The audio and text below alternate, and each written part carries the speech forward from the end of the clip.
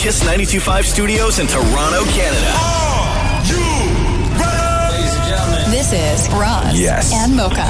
It's Roz Mocha. What's going on? Hey, I'm Shawn Mendes. This is Selena Gomez. Drizzy Drake. Taylor Swift. Post Malone. Camila Cabello. This is Ed Sheeran. You're listening to my boys Roz and Mocha. Right here. Turn up. My boys Roz and Mocha. The Roz and Mocha Show. I can feel Between Roz and Mocha, who is your favorite? Roz. Mocha. I just Mocha. You guys are so funny, man. $20,000. Are you seeing that? Are you seeing that? This is the Roz and Mocha Show podcast.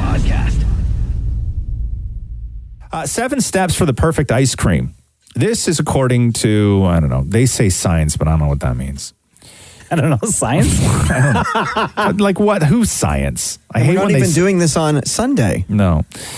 So the 7 steps for perfect ice cream experience. So number 1, they say, is to take the ice cream out of the freezer and let it defrost for 15 minutes. What? No, thanks. It's called a milkshake. When it's too cold, they say the aroma molecules don't release, and smell plays a huge role in how things taste.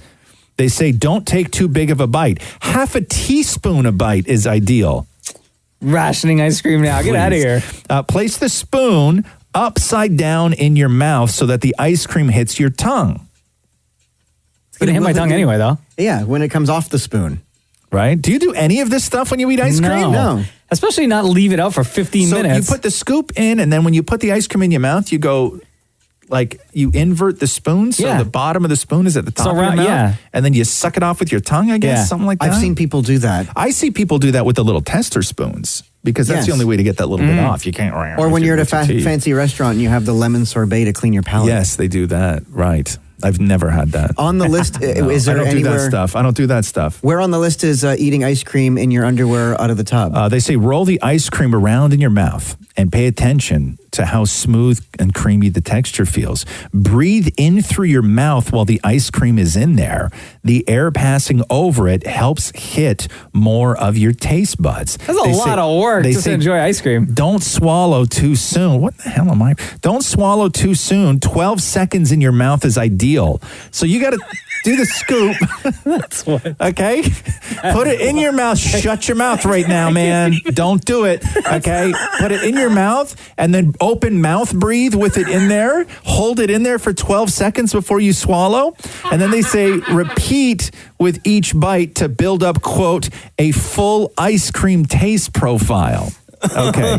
So again, leave it on the counter, flip it upside down, roll it around in your mouth, breathe with your mouth open, hold it in there for 12 seconds, then swallow. That is the way, according to science. I have to say it. No, you don't. To eat the perfect bowl of ice cream. Stop it. Shut up right now. Don't hit the button. I don't hit the button now. Do it. This is the Roz and Mocha Show podcast. Shower thoughts on Reddit. Man, I love these. Entertaining, thought-provoking, maybe. I don't know. You tell me. We'll go through this list right now. Can I add one quick before you begin? Yes. I literally just thought of this. Is a tree house a tree holding its dead friend? Is a tree house a tree holding its dead No, you've read that online. You didn't just think of that. No, but I just read it online. Oh. You started your sentence with, I just thought of this. Yeah, by reading it online. Yeah, okay. Shower thoughts on Reddit. If you choke someone, are you holding their breath? That's so I don't want to play with this one because you're choking somebody, but I want to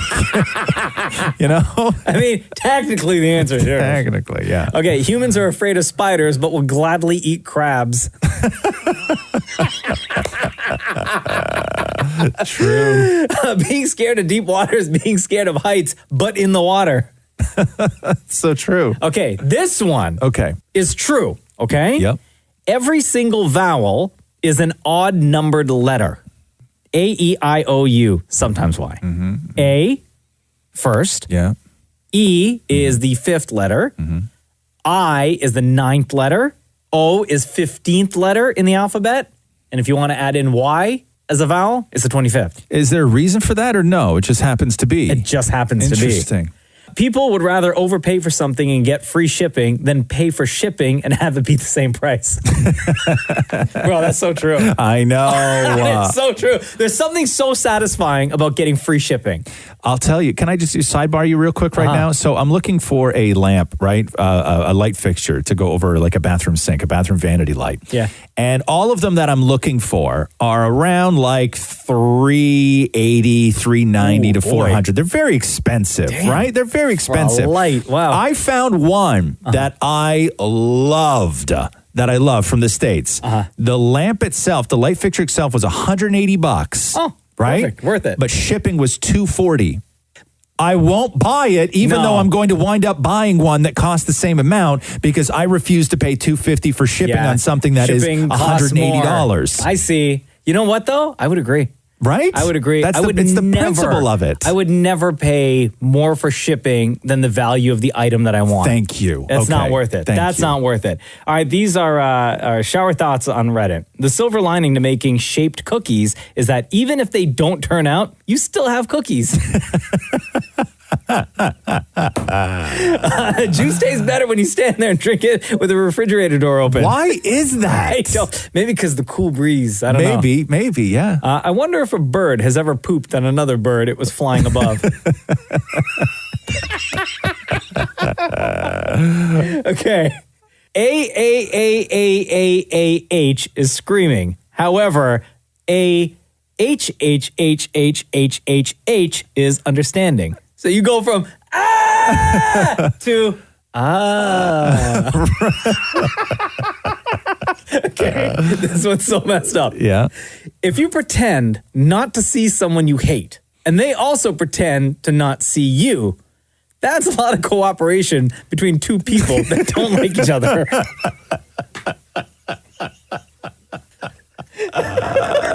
It's so true. Alarm clocks are maybe the only device that make you mad in both scenarios, whether they work or not. Yeah. Okay. Getting a hair stuck in your mouth has to be 1,000,000 times more gross when you're bald.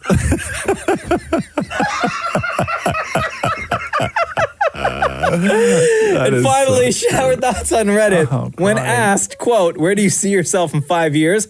Everybody in 2015 probably got the answer wrong.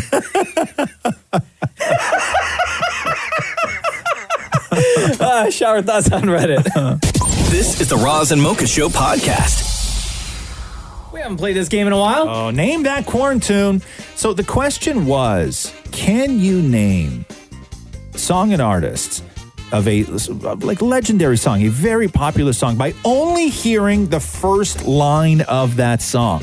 And we found out that it is actually quite difficult to do. So, Mocha, you will be going head-to-head against Maury. Hello, Maury. Hi. That is Maury's buzzer. Mocha, can we hear your buzzer? Okay, gentlemen. Shem is also here to be the official judge because I often get scattered, and it's very difficult for me to determine who buzzed in first. So, again, you're only going to hear the first line of a very popular song. You buzz in, give your answer, okay? Mm-hmm. Are you ready? Yes. Yeah. Mocha, let's start with number 8, please. Mocha. That is Bye Bye Bye by NSYNC. By NSYNC. Yes. Correctamundo. Okay, here we go. More, are you okay? Yeah. Okay, good. Number 1, please. Maury. TLC Waterfalls. Yes. I know that one. All right. Number 4. Wow, Maury. Michael Jackson, gonna make a change. Oh, come on, man. Incorrect. Mocha. Man in the Mirror, Michael Jackson. Yes. Come on. Man in the Mirror, Michael Jackson. No, Maury, sorry about that. Give me number 11. Maury. Elton John in the air. Can you feel the love tonight? Yes. He got some. I almost handed Roz my gay card. Okay. Shem, what's the score so far? It's 2-2, all tied up. Okay, here we go. I'm winning. Number 12. Yo, listen up. Oh, Mocha. That is Eiffel 65 blue. Yes, sir. I love this game. Okay, number 2. Let's go to the beach. Let's go. Maury. Nicki Minaj. Song? Beach. What? Mocha for the steal? That is Starships by Nicki Minaj. Correct. Oh, come on, Maury. Jeez. Here we go. Number 5, please. Maury. Madonna. Yeah? Life is a mystery. Come on, Maury. Come on. I'll even give you 3, extra time. 2, 1. Mocha for the steal. That's Madonna like a prayer. Like a prayer. Yes. Come on, Wow. Maury. And you're supposed to be the big Madonna fan in the room. Wow. Come on, man. Oh my God. Number 9. What's wrong with the world, mama? Mocha. That is Black Eyed Peas. But Where's the Love? Yes, sir. Oh my God. I'm getting that one. Shem, the score is? An absolute beatdown so far. Mocha 6, Maury 2. Oh my God. Number 10, please. That is Mocha. Justin Timberlake, Cry Me a River. Yes, sir. You were my heart. Final clue here. Maury, you could possibly get to 3 against Mocha's, I believe, 7. 7, correct? Okay. Here we go. Hit me with number 3, please. Mocha. That is Whitney Houston. I want to dance with somebody. Yes, sir, it is. I need to hear more of the song. Okay, Maury, the game is you only get to hear the first line of the song. Okay, so that right there was Name That Quarantune, where can you name a very popular, legendary track by only hearing the first line Can we of do the a new song? new game alert? Yes. First 2 lines. No. Shem, the final score was 8-2, Mocha. There you go. This is the Roz and Mocha Show podcast. Shout out to everyone listening to the Roz and Mocha Show across the country. Of course, we are on Kiss 92.5 in Toronto. We're on Kiss 102.7 in Kingston, Kiss 105.3 in Ottawa, and Kiss 91.7 in Edmonton. Also, Kiss Radio in Vancouver, which is where our next caller is from, Roz. Oh, nice. We're going to get Emma on the phone in a second. But here's what she wrote to us. Dear Roz and Mocha, I live in Vancouver and came across your podcast right before COVID came into all of our lives. I work full-time on the front lines as a mental health homeless worker. I have had my fair share of stress and anxiety throughout these scary times. It has felt overwhelming at times, and I have been scared for my clients, my family, and myself for weeks. When this started, it was seemingly impossible to take a moment to breathe and think about anything other than this pandemic. This brings me to why I need to say a big thank you to all 3 of you, Roz, Mocha, and Dammit Maury. You guys have been my escape through all of this. I'm currently on episode 53 of your podcast, and I listen to you guys at every chance I get. When I drive to work, when I drive home, on my lunch break, when I do chores, when I'm at the doctor. Wow. Anytime I am having an anxious moment and need a break from the world, I know I can count on you guys for the biggest laugh. I cannot tell you how much better I feel when I get to listen to you guys. Thank you. I really admire you all as such great examples. And I'm not joking when I say I take note of your opinions on relationships and the way you treat your spouses and the people in your lives, and think about those being the qualities I hope to find in a future husband someday. I appreciate all that you guys do, and I am so unbelievably thankful for this podcast. Wow. She wasn't talking about Maury during that last part, though, right? No. Probably not. How you doing, Emma? I'm good. I'm a little sleepy. It's pretty early here, but I'm doing good. We just read your letter out. First of all, thank you for that. It was beautiful, and and it's always shocking when people that we should really be thanking just write in and just thank us for whatever it is that we do. It's just so incredible, and so thank you so much for the words and everything you're doing out there. Oh, that's so sweet. You guys are going to make me cry. No, you guys have honestly helped me so much, like so much. You have no idea. So thank you guys. Like, thank you guys for everything you do, for coming on in the morning and for the podcast. It's been the best thing, honestly. When you do kind of go down that hole, right? What usually happens? What kind of day are you having where you get to the point where you need an escape? Like, talk us through what a bad day is for you. Well, I have a great example for you guys because this actually happened yesterday. So I was at work and it's like, it was so stressful, so hectic. Everybody was just in need of things, in need of clothing, in need of food, in need of water. And, you know, you gotta put this brave face on and And it was just so much. And I was trying so hard to help people, and we're all working in somewhat close quarters with each other at work. And so, that's been stressful. And all I needed to do was just go away for my lunch break for an hour. And so I just tried to get a Starbucks coffee, and the lineup was mayhem, and people were honking and swearing and screaming. And I pulled down a side street, and I just started sobbing.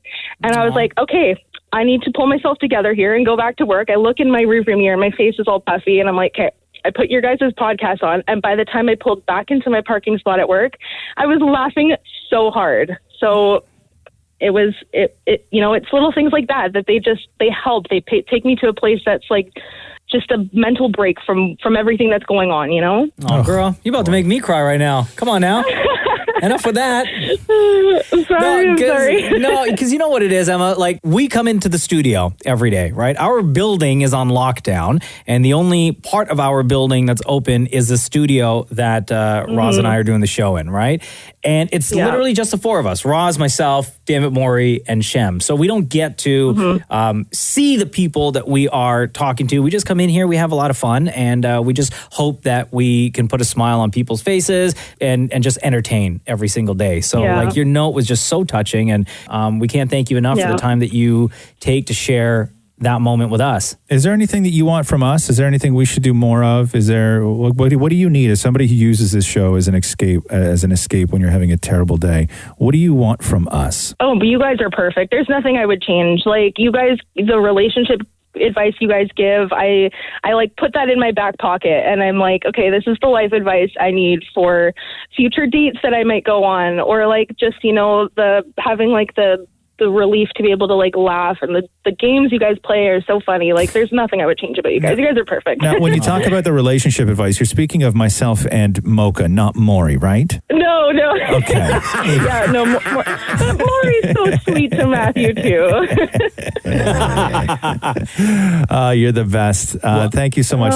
This call made my day and made Mocha's day, and just connecting with you during all of this is, I don't know. You guys are the best. It's beautiful. It's wonderful. It's people like you that make us enjoy doing what we do every single day that more enjoyable. You guys are so sweet. Thanks so much for calling. No worries. Between Roz and Mocha, who's your favorite? No.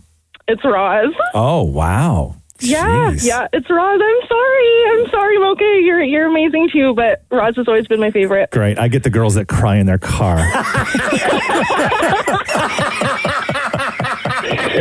Because there's too many people at a Starbucks. I love it. Oh, Emma, love you lots. Take care. All right, love you guys. Take care. This is the Roz and Mocha Show podcast. Saturday night on Instagram, oh man, it was probably the craziest I had ever seen. What happened? Have you heard of these versus battles that take place? No. On IG? So this started back in March, where because everybody, all these celebrities, all these musicians are all at home, isolated, right? In a way to connect with their fans and maybe have some fun and be able to do something to share with the world, what they're doing was started by Timberland and Swizz Beatz, who are both producers. They've done music for Beyonce and Jay-Z and Drake, like any big, mainly hip-hop artist, R&B artist. They've had beats done by Swizz Beatz and Timberland, right? So what they did was one night they got on IG and they battled one another where they played their own beats, right? Songs that they've produced for other artists. And it's usually the general public that then determines who the winner is. They go song for song, right? This thing took off like crazy, that they were like, they had the idea, you know what, we're going to do this with other artists randomly, right? So they've recently done Nelly versus Ludacris. They did T-Pain versus Lil Jon. They did French Montana versus Tory Lanez, right? Okay. And they rack up the views almost instantly. Last week, they announced that they were going to take two of the biggest dancehall artists ever and put them against each other. It was Beanie Man versus Bounty Killer. Oh, you may not know them by name. I know Beanie Man. But you'll know some of the songs, right? You want a proper fix? Call me. You want to get your kicks? Call me. Simmer, who got the keys to my bimmer? Who am I? The girls, them sugar. I'm the girls, them sugar, that's all.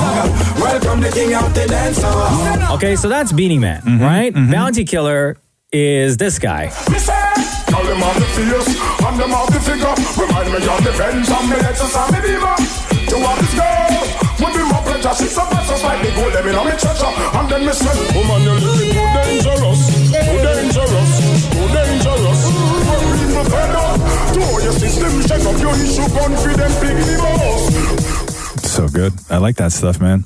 Now, typically, when these versus battles happen on Instagram Live, each artist or each group are at home isolated, right? So the screen's split in half. Yep.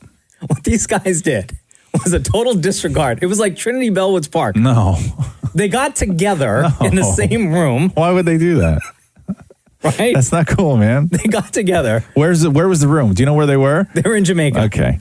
And they got together and they had like 3 DJs. Yeah. Beanie Man's kids were there. They had like other people who were helping to run. Of course, you got to get the posse show, together. Right? Yeah. And these guys are standing next to each other, going back and forth song for song, but like literally standing next to one another. That is not arms in the around spirit. each other and everything. It's not in the spirit of how this was designed. And at one point, they tried to get serious, and each of them were talking about COVID-19 and how it's killing people, and like everyone stay safe, right? Yeah. But they're doing this standing next to each other, right? Sharing a mic here. You go. 500,000 people were watching this event that it was like 2.5 hours. Wow. And that's not even the highlight of what happened.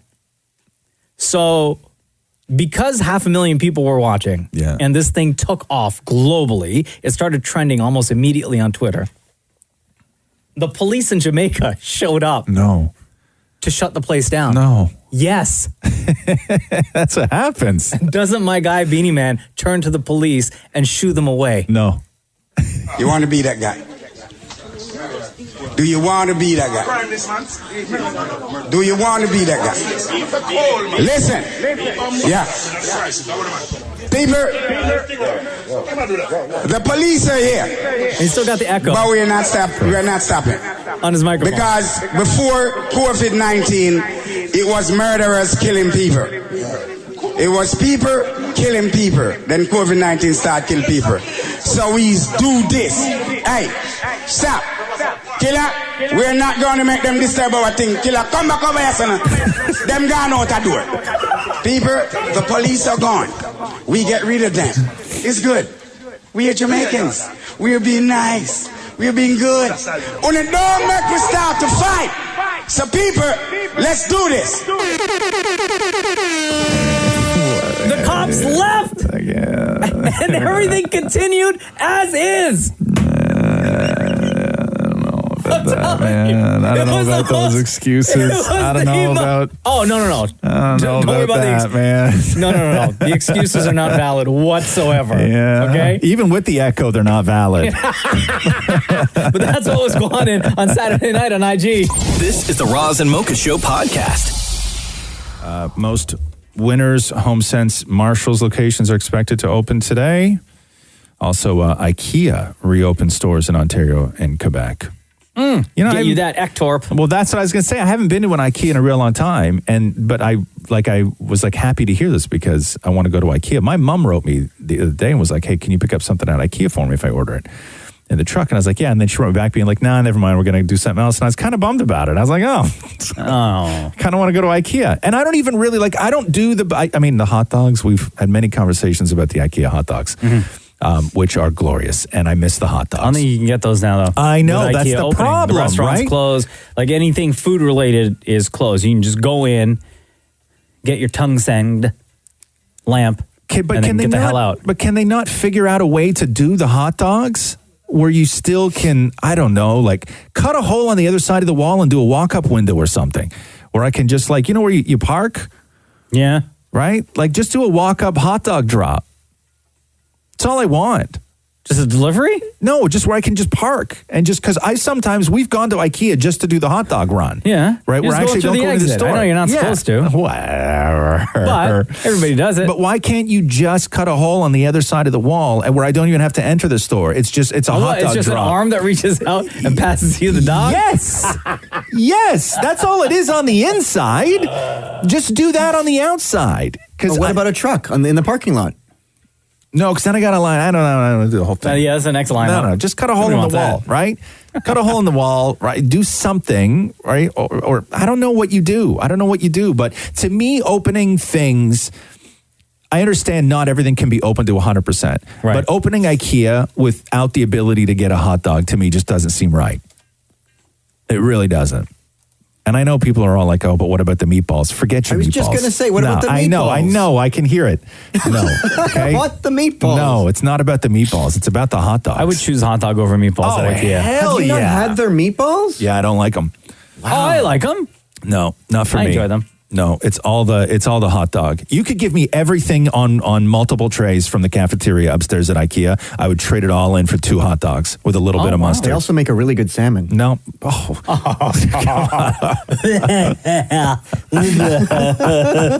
A place that sells me furniture that I put together from Allen Key, Yeah. I would not trust. No offense, IKEA. I love you and everything, but I wouldn't trust you with salmon. Not only that, I'll tell you what's interesting, Morris. I've never once craved salmon.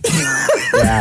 Right? Yeah. I'm happy they sell it. Like, you got customers and everything else, but I've never been like, oh my God, the salmon. Have you ever thought of salmon that way? Like when you think of things food items that you crave, right? Yeah. Top of the list is always pizza, burgers, fries, hot dogs. I'll even give you the meatballs. But Maura, you don't come walking into a conversation about meatballs and hot dogs and go, fellas, what about salmon? Okay, who does that? What kind of monster soils a hot dog meatball conversation by introducing salmon? He's got to give them props. Stop it. This is the Roz and Mocha Show podcast. Hey, why is Drake apologizing to Kylie Jenner and Kendall Jenner and Gigi Hadid? What'd he do? He mentioned their names in a song that he did with Future like years ago that never got released and then I guess was played on like an IG Live the other day and it was not ever supposed to see the light of day. Really? Yeah. Want to hear it? Yes, please. Real ish, Kylie Jenner as a side piece. I got 20 motherfucking Kylie's. I got 20 damn Kylie's. I got 20 damn Kylie's. I got 20 grams. Because you remember it wasn't that long ago. Jeez, what a terrible song. You remember it wasn't that long ago that there was a rumor that Drake and Kylie Oh, hell yeah. were together. That rumor's happened like 3 or 4 times now. And Kylie's ex, Travis Scott, and Drake are supposed to be boys. Mm-hmm. And then Drake called her a side piece in a song, huh? Obviously, this is before Kylie became like a billionaire and all that stuff, right? Like, I don't think you can get away with calling Kylie side piece anymore. I don't know. But Don't do that to your friends, man. No, I know. And also, you should have hit delete on that song right away. Right? Like, erase the entire session. Listen to this. This has been, like, professionally mixed down, right? Yeah, Maybe not fully mastered, but, like, mixed down to the point where, all right, cool, we're going to use this on an album, potentially. Real ish, Kylie Jenner as a side piece. I got 20 motherfucking Kylie's. I got 20 damn Kylie's. Right. So he posted yesterday saying that the song was from 3 years ago and should not have been played, saying the last thing I'd want to do is wake up having any friends of mine feeling disrespected. So I just had to say that to start the day. Yeah. Talking obviously about Travis Scott. Jeez, man. Jeez. Like, I wonder what that text message conversation was like between Drake and Travis yesterday. I don't know. When all this news came out. It's like somebody finding the burn book. You know what I mean? Right? Like it's like somebody reading your diary from years ago on IG Live, but only, but only you did it. Drake's mind when he got a text from Travis that just simply read, "What's up?" Here, hold on a second, though. If you think for 1 second that Travis doesn't know that cake was a thing, right? We all know Kylie and Drake happened. Before Travis or when Travis and Kylie were on a break? Does it matter? I guess not. You know what I mean? I don't think you want those details, do you? No, actually, no. I wouldn't want to know. No, I would not want to know. No, you don't ask those things. Because it's bad news. Yes. In both scenarios, both situations. It's too much detail. You don't get into that stuff anyway. So Drake apologized. It's like, sorry, brother. This is the Roz and Mocha Show podcast. So it's like weekly, somebody from one of the 1D guys does an interview and sends out some sort of mixed message as to whether there's going to be any sort of 1D reunion to mark the 10th anniversary in July. And I remember last month, it was like full steam ahead. They were doing interviews and then saying I got in trouble the last time for saying too much, and like really got fans excited for this. And then you started to figure, what would that look like during COVID and quarantine? And who knows what it's going to look like. But now we're back to who knows if anything is even going to happen. So let me play you this. This is Niall Horan talking to a reporter named Jimmy Redknapp. Everyone wants to know if it happens. It's going to make lockdown worthwhile. It will cheer up the whole nation. It's a musical reunion we all want to see. 1D, come on. Wow. Is it going to happen? We need to know. No, there was a bit of talk about it because in July, it's 10 years since the band got together. So everyone was kind of waiting to see if anything was going to happen. We've been chatting about like little bits and pieces that we can do, but nothing like in terms of getting the band back together. So for now, no. Oh, no. Yeah. So we're back here now. Oh, no. And it has to be Niall that has to make that announcement, right? Yeah. Yeah, because I think he was the one that was like shooting his mouth off earlier, right? Yeah. And in the group chat, all the other guys were probably like, listen, man, you started this, so you better fix it. You better fix it. You better get out there. Use your words. Choose your words wisely. Yeah. So is that why right now, because I just looked on Twitter, and right now, We Love You, Niall is trending like crazy. Oh, is it really? Yeah. I noticed that. So I wonder if people were like, because I can't find anything negative to see why, because it's all like, we love you now, we love you now. Probably. So I don't know if it started because of this statement that he gave, and maybe there were like some haters where he gave us some hope. It's probably something. K-pop fan cams again that are putting something to a trending topic. Who knows? But anyway, so that's the official word now from Niall. And again, it's no. That's not cool. This is the Roz and Mocha Show podcast. Hi, Ava. It's Roz Mocha. How are you? I'm okay. How are you? Good. Thank you for joining us on the Roz Mocha Show. Thank you for having me. So, Ava, you wrote us this. Roz Mocha fixed my life. My sister-in-law and my brother are separating, and I consider her to be one of my closest friends. She's been reaching out to me and asking questions about the separation, as I have been through this before. I love my brother and want to be loyal to him. What am I allowed to say and not to say to my sister-in-law? I don't want to lose her, but I have a feeling eventually I will. Also, I have encouraged my brother to wait to tell my parents because they're already dealing with so much. Is this the right move? Wow. Yeah. Well, personally for me, I don't care what you do because it's not my brother or my sister-in-law, so you can do whatever you want. Now, when it comes to how the dynamic in the family works in and around a situation like this, I think you have to play this out long-term. Okay, so let's say that you are, first of all, is it an amicable breakup or is it an ugly breakup? It's amicable right now. I found out, though, that it really is more her pushing for it.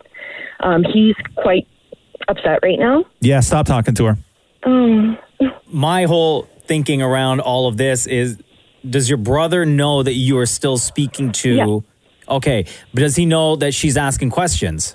Whatever those questions may be. He knows. When she texted me about it several weeks ago, she said that they were separating, and she started asking questions about how we told our kids and how we had created our schedule, and she asked for a copy of my separation agreement to see how to go about making that. And she said, "Your brother's right across from me. He knows that I'm asking for this." I texted my brother shortly after, and I said, "I'm really sorry to hear about what you guys are going through." And, I was pretty upset myself because I feel very badly for what everybody's about to go through, their kids and my family. He said, "Thanks, there's not much I can do." And I said, "When are you going to tell mom and dad?" And he said, "I'm not going to say anything yet. I'm hoping that she changes her mind." Oh, yeah. Yeah, you gotta not be a part of this in any way, unless it's your brother talking to you. You can't do it. And they have kids, so they will always be in each other's lives. Like, that's the thing, right? But you have to be loyal to your brother. And you have to respect that your brother is the one that is not pushing for this. And to even if she's like, hey, I'm not quite sure about this thing with your brother, and can you help me out with this? Even if you offer a tiny little bit of advice for her to help try and help her through all of this, you're doing the wrong thing. And you don't know It's what your just parents wrong. are going to end up saying, because yes, they are going to be upset. But if they find out that you are giving information to their soon-to-be ex-daughter-in-law, right? So they may get even more upset with you. Let's play this out long term here, okay? So you maintain a relationship with your brother's ex, right? You guys are still social. You guys, even every now and then, you maybe go and see your, I don't know what you have, nieces or nephews. And then, you go for lunch a couple of times, and this sort of keeps going. And then she meets a guy, right? Mm-hmm. And she falls in love with another guy.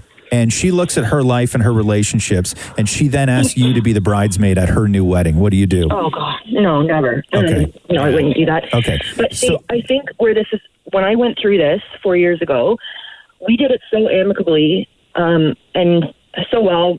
And I mean that in the sense that, Roz, when you talk about how the number one priority and like your only job is not to mess up your kids throughout all this and make sure that they're good. We did that really well. And we are, my ex and I are still so amicable.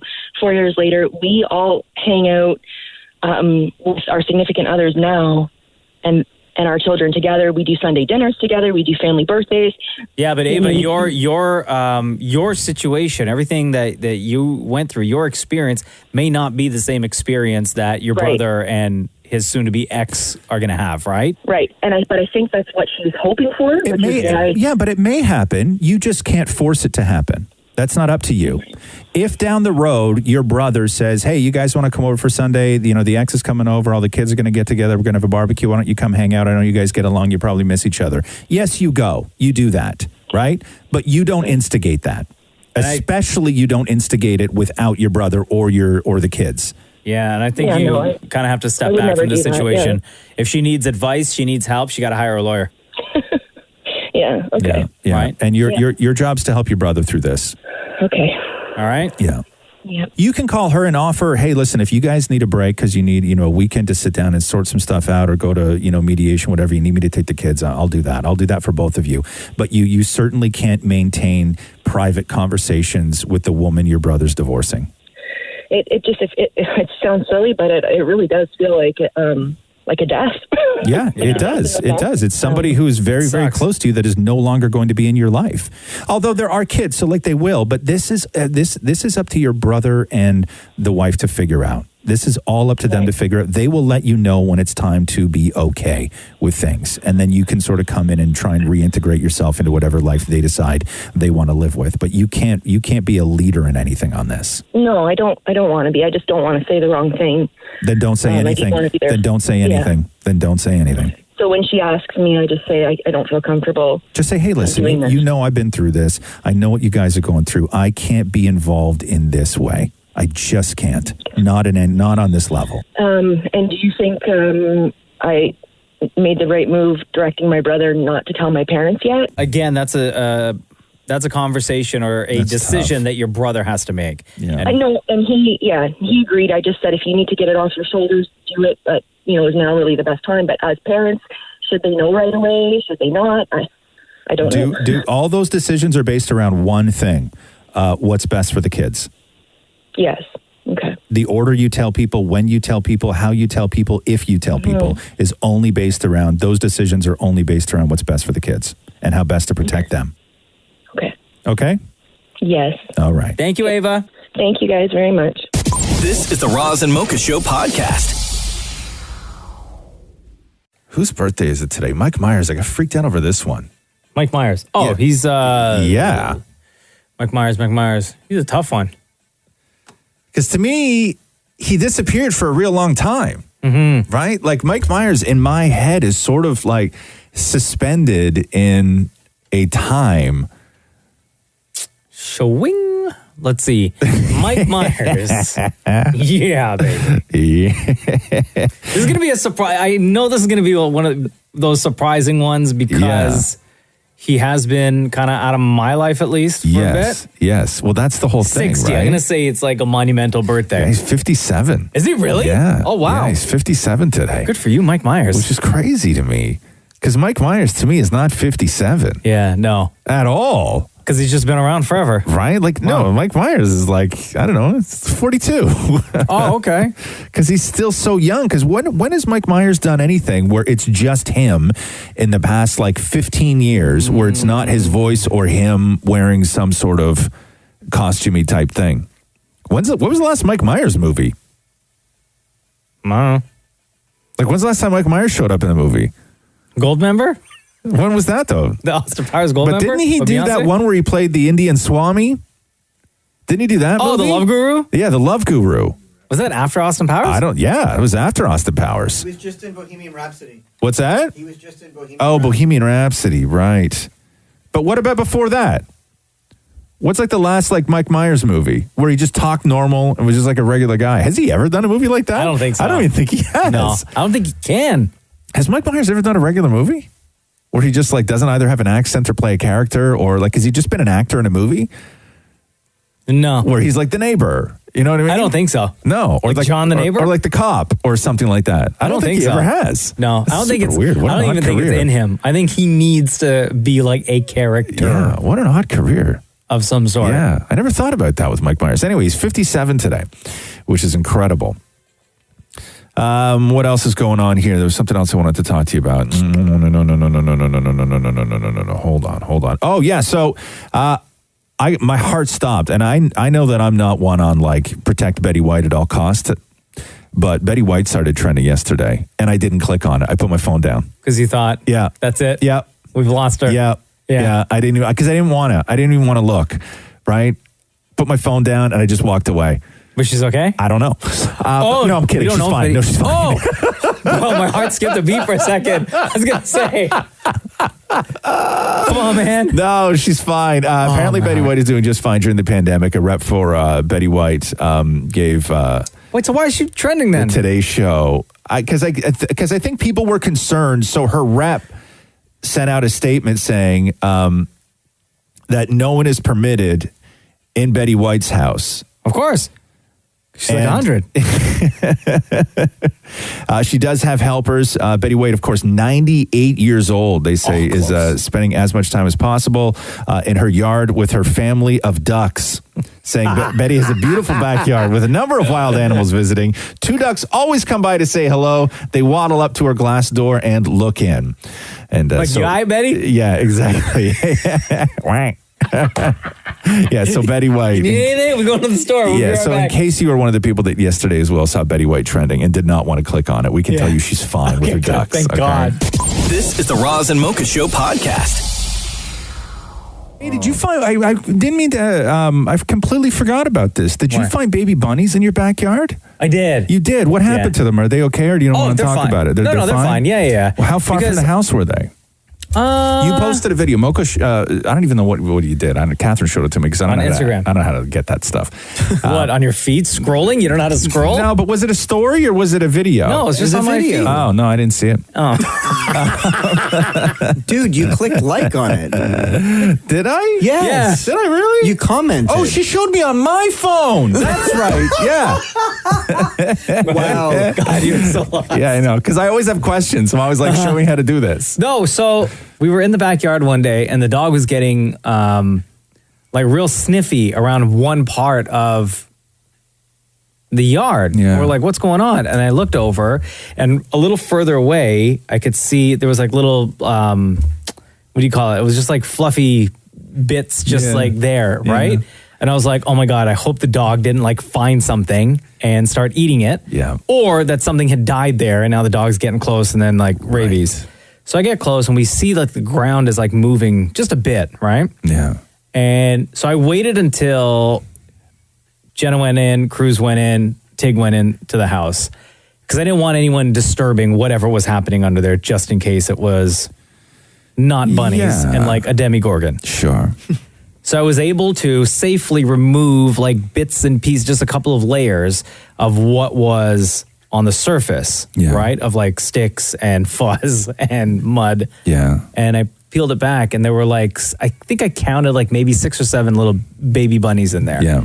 And I was like, oh man. So are they still there? No. So I covered them back up, and I made sure, and I kind of created like a little border around. Yeah. And so I had checked every single day to make sure that the ground was still kind of moving, right? Yeah. And every day the ground was moving. And then on Friday or Saturday, Yeah. it was about a week after I had discovered that they were there. Yeah. They were gone. Gone. See ya. Yeah, Did you I know. show Cruz at least? Did you bring him over? Yeah, I brought it. Yeah, he saw them, but I told him, I said, like, listen, we can't touch them. They're sleeping right now. They have to be safe. Their mummy comes and sees them every morning and every night to feed them. Yeah. So we're not allowed to touch, and he understood. Did you feed? Like, do you leave carrots? No. No, they take care of it. They do. They do their own thing. The mom showed, like, that same day that we discovered them. I think my wife is the one who saw the mama bunny come back and was like hanging out around there. Yeah. Right. Now, do you regularly see bunnies in your backyard? Yeah. Yeah. Okay. A lot. Cool. Yeah. You should keep that nest there for them, though. So I will. Because if they do it, they'll come back. What other Like, don't wildlife mow do you over have? it. Do you have like? Because my dad has coyotes. Oh yeah.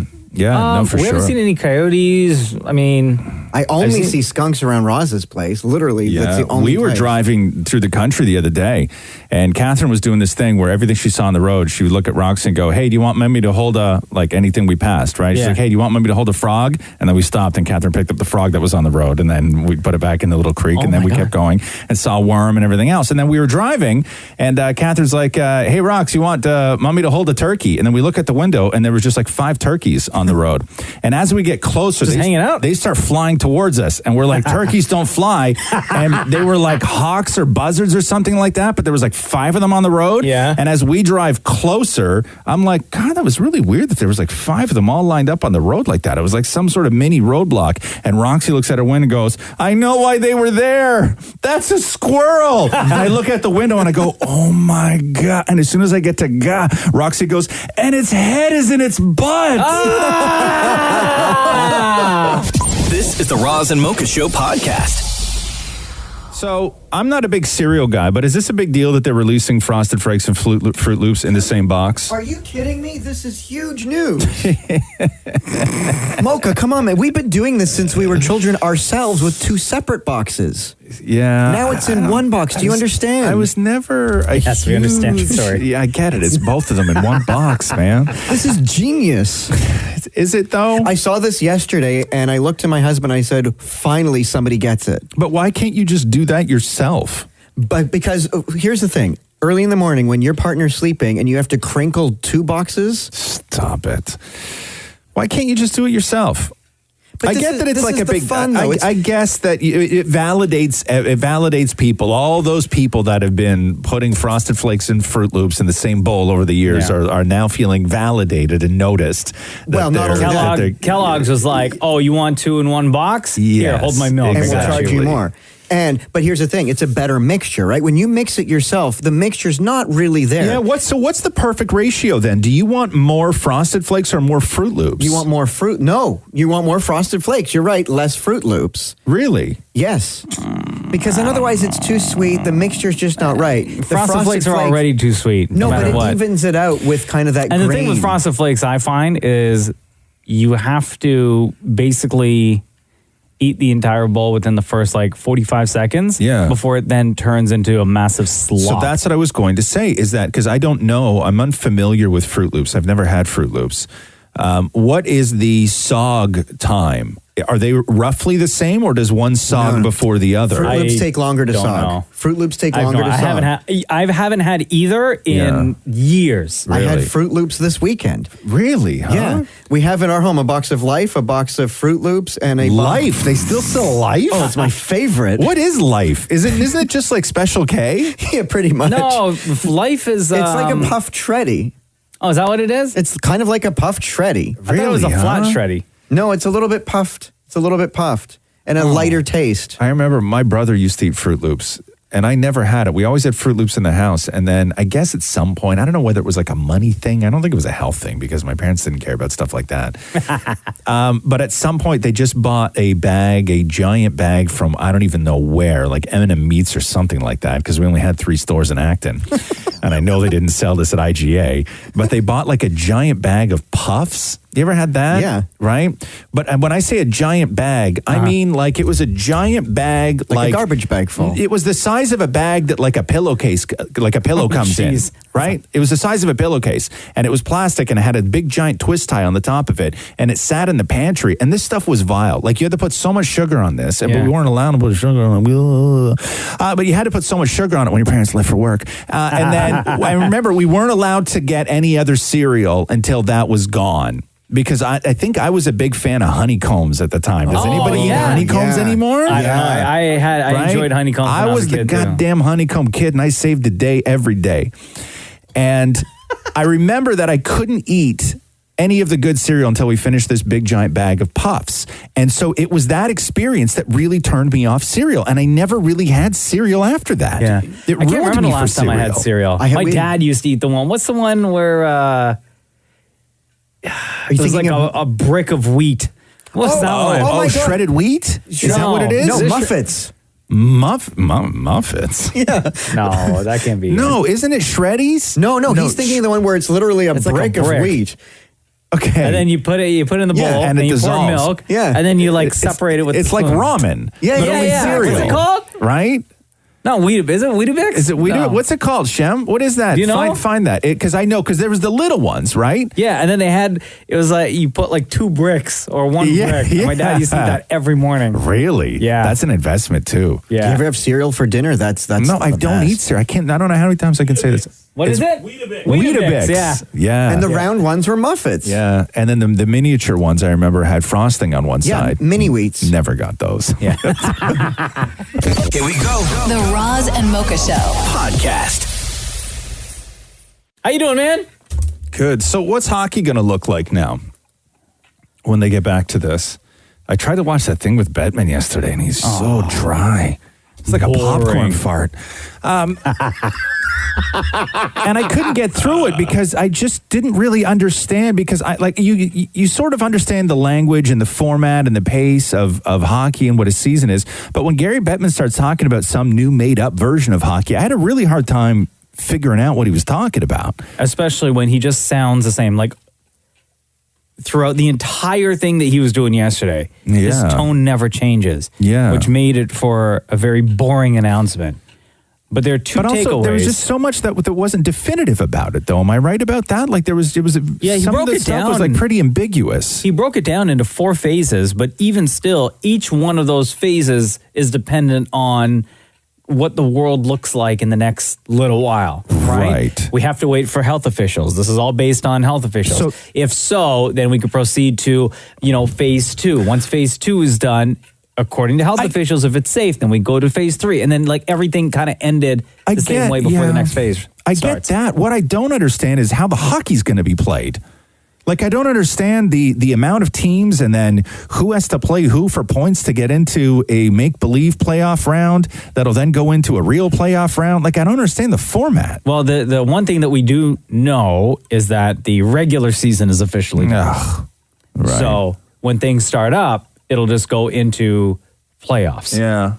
And there's all this talk about hub cities. That's right. Yeah, right? yeah, yeah. Where will games be able to take place? And that was one of the things Gary Bettman talked about yesterday. I can say we have narrowed the choices to a number of cities that as of today include Chicago, Columbus, Dallas, Edmonton, Las Vegas, Los Angeles, Minneapolis, St. Paul, Pittsburgh, Toronto, and Vancouver. There are no shortage of candidates that can help us do this. Again, the final determination will depend on COVID-19 conditions, testing availability, and government regulations. I also don't like the way he says candidates. That part bothers you? Yeah, it does. Candidates? Maybe that. Candidates. There's no shortage of candidates. Yeah, I don't know how they're going to be able to play. So 24 teams will be split into the top 12 from each conference and placed in a separate hub city for the Stanley Cup playoffs. In both conferences, the top 4 teams will play a round-robin tournament to determine the playoff seeding. In the Eastern Conference, Boston, Tampa Bay, Washington, Philly will face off, while the Blues, Avalanche, Golden Knights, and Stars will play for seeding in the West. The league hopes teams will be able to resume training. So as it is, is that official? So it's a playoff. There's no more season, but it's playoffs with 24 teams. Yeah, so it's basically a season. It's like so everybody gets to get in now. Yeah. So the Eastern Conference, so the playoff series for the remainder of the teams, it would be the Penguins versus the Canadiens, the Hurricanes versus the Rangers, Islanders versus the Panthers, Leafs and Blue Jackets, and then in the West, Oilers, Blackhawks, Predators, Coyotes, Canucks, Minnesota, Flames, Jets. So all the teams basically, with the exception of like just a few that aren't worthy. I don't know. Anyway, Sorry, I'm happy it's back, and I just don't know when it's going to happen. Like, is this going to happen soon, or is this going to happen when? Well, this is what Gary Bettman had to say. Obviously, we anticipate playing over the summer and into the early fall. At this time, we are not fixing dates because the schedule of our return to play will be determined both by developing circumstances and the needs of our players. So they have a plan set in place, but they can't hit start on everything until they get the go-ahead. So if they finish the Stanley Cup in September, when does hockey start again then? I assume they just roll with it. Maybe you take no break? No, maybe you take a month off and then you pick up again when you would typically start a season, end of October, beginning of November. God. Anyway, I'm happy that hockey's coming back. I am, but I just wish it was in a way that I understood. Like I really do. Just know that all the teams, except for a handful, are going to be playing again. This is the Roz and Mocha Show podcast. So Jimmy Fallon is canceled. That's what happened overnight while you were sleeping. His show got canceled? No, people are trying to cancel him on Twitter. For what? What did he do? So it resurfaced from 2000 when Jimmy Fallon was on, Maury put the clip in for you, when Jimmy Fallon was on SNL and he was doing a skit with Daryl Hammond where Daryl Hammond was playing Regis Philbin and Jimmy Fallon was playing Chris Rock. And Jimmy Fallon on Saturday Night Live was done up with full makeup and everything to look like and sound like Chris Rock. Oh, so blackface. Yeah. Rock, now we're talking. Where is he? Man, oh man, read this book. I've seen Who Wants to Be a Millionaire, and guess what? Not a lot of black folks on the show. Right. Not a lot of black folks on the show. You know why? Because black folks don't like to answer questions. Oh, they want to be millionaires, but you got to ask that kind of questions like, in 1981, how many grams of crack did Rick James smoke when he recorded Super Freak? Regis, you think the only way to get a brother on the show is to name it Who Wants $50 cash and a pair of Pumas? Okay, so that was Jimmy Fallon on it. I remember that. I remember that episode. What year was that? 2000. So how is it that it's always been there? No, I know, but why is it resurfacing? Because that's what happens, now, right? This is what happens. Like who started that tweet who or knows? the hashtag? Who knows? The Who knows? outrage. Who knows? It just happens, and then the K-pop stands get a hold of it, and then it becomes number one on Twitter. But that exists, right? Yeah, that exists. Everything exists. Yeah. Yeah, and I don't know if Jimmy Fallon's ever talked about that before, because at the time, like at the time, that's what, like I remember, like that's when Dave Chappelle would do his white character, right, and I don't know. I just think it was a way that they did things, and I'm not saying it's right because it's just you can't even have that discussion whether it's a tribute or whatever it is. You just don't do it, and we all know that. But so many years later, and then everybody now is saying that maybe SNL should get canceled 20 years later because they allowed this. Well, before that, do you remember Billy Crystal used to do Sammy Davis Jr.? Yeah, right. Yeah. And he used to do Sammy Davis Jr. a lot on that show. Nobody ever brings out the clips of Billy Crystal. Maybe Billy Crystal isn't that relevant anymore and people just don't want to cancel him. Has Robert Downey Jr. ever been canceled for Tropic Thunder? See, here's the thing with Tropic Thunder, though, and he's explained this too, is that Robert Downey Jr. wasn't playing a black guy in Tropic Thunder. Robert Downey Jr. played a white actor who went through these crazy extreme lengths to play a role in a movie. Oh, right. Right. So he was playing a guy that did that as opposed to playing a black guy. right? He was playing a crazy white actor who turned himself as an actor in the movie black for a role. So all of a sudden, this clip of Jimmy Fallon from 20 years ago. Yeah, and they pop up. But if you're wondering why Jimmy Fallon is over party is trending, it's because of that. But I don't know if Fallon's ever said anything about it. Has he? I don't think he's ever. I don't think he's ever addressed it. I think so. Because Fallon is not the kind of guy that he almost walked off a show when he got heat for messing Donald Trump's hair. Yeah. Like Fallon doesn't take criticism at all because it's not who he is, right? He's the nice guy. And then everybody started going with the clips of because Kimmel did Charles Barkley that one time, where he dressed up as Charles Barkley. Oh, did he really? Yeah, and then they're like, which late night host hasn't done blackface for God's sake? Oh, right? damn. Yeah. This is the Roz and Mocha Show podcast. LCBO was packed in my hood yesterday. Was it? What'd you go in for? We placed an online order and did curbside pickup. You are so efficient at everything. I go and I stand in line with everybody else. Oh, you do? Yeah. Fam, I was in and out of the store in 2 minutes. Really, huh? So do you get to bypass a line? Yeah, they have a separate, I walked in fully protected. Yeah. I was surprised by how many people walking in there. First of all, when it was so hot and humid yesterday, walking into the LCBO, it was like the fridges were on full blast, the AC was on full blast. It was so nice. You just want to you want a drink there. Yeah, totally. Yeah. But I walked in looking like I was going to rob the place because I was wearing gloves and a black mask plus a black hat. Yeah. I know, we've all become bank robbers. I was thinking about that yesterday. We all look like bandits. Yeah. But it was me and maybe one other person I saw in the LCBO that was wearing a mask. Yeah, I'm seeing less and less people now wearing masks. Yeah. In places like that. Freaks me out just in Joe case. Biden in his? He had a big black mask on and sunglasses. He looked badass. Oh, yeah, he looked like a bandit, too. He looked like Snake Eyes from G.I. Joe. No one's half the battle. But yeah, no, we placed our order on, what day was it yesterday? Yesterday was Tuesday, so we placed it on Monday afternoon.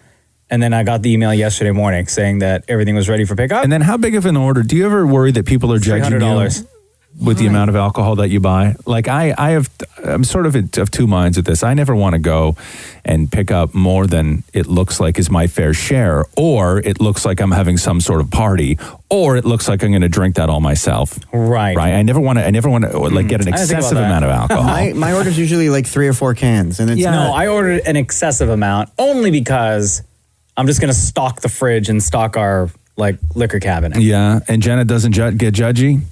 No, she's the one that helped me place the order. Oh, she is. I was like, babe, what do you need? What else do you need? Yeah. And she's like, here, let me just look at the website and I'll fill it out. You tell me what you need. Because I had to go buy Catherine a bottle of Cointreau because she's into, every now and then she'll have a margarita. And that bottle of Cointreau is going to last her 3 years. No joke. It will. Yeah. It'll sit in the cupboard for 3 years. Yeah. What is Cointreau?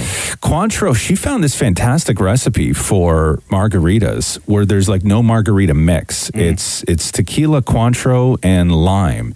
Isn't that, is it Spanish for a number? No, that's Cointreau. Okay.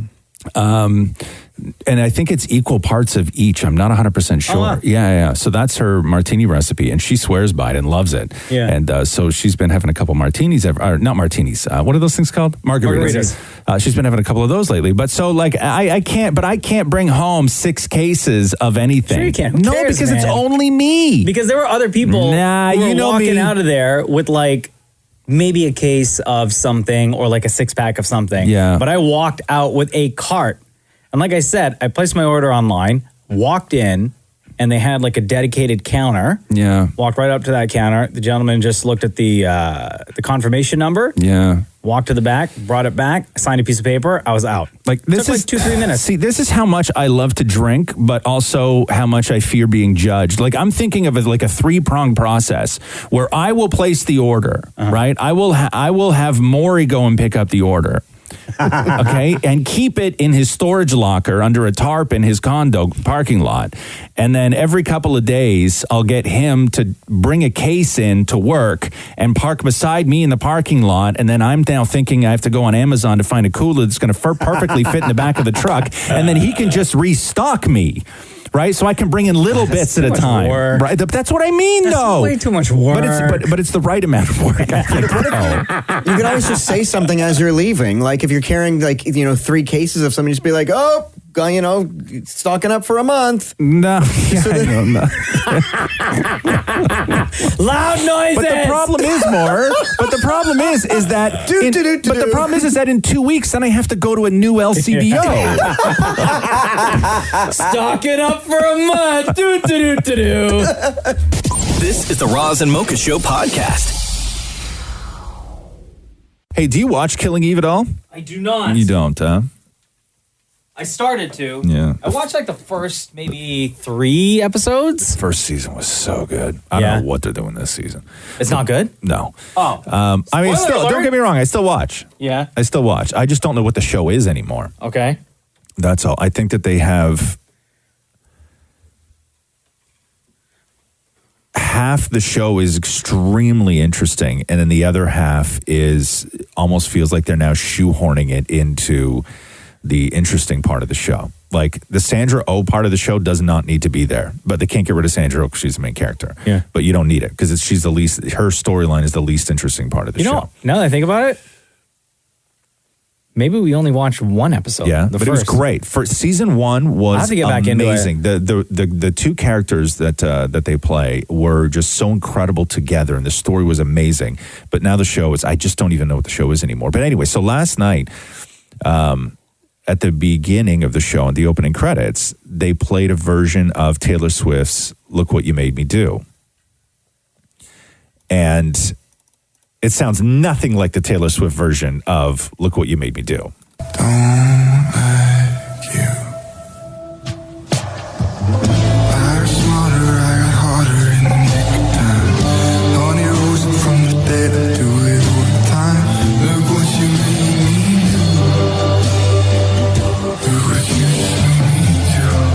What?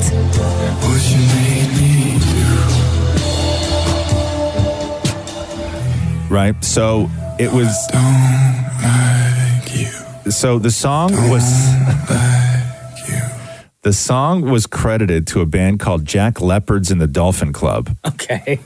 And Cool then, name. and then fans started trying to find out, well, what in the heck is a Jack Leopards and the Dolphin Club? Yeah. And it was their only credited song. They have no history of anything. They have no presence of anything. How'd they get their song in a TV show, though? Well, they didn't. Because what it actually is when you look at the credits of the song, the original songwriters are all listed on there. Jack Antonoff, Taylor Swift, everything else.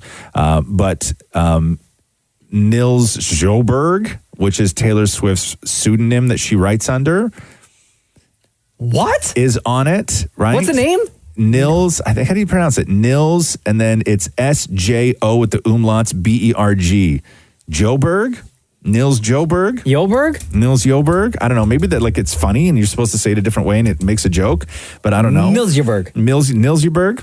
But that's Taylor's writing pseudonym. That's what she wrote, whatchamacallit on when she was working with Calvin Harris. Remember when she wrote that super popular song? And then everybody was... Shut up. You know that song with the words and the beat? No, you know what I mean.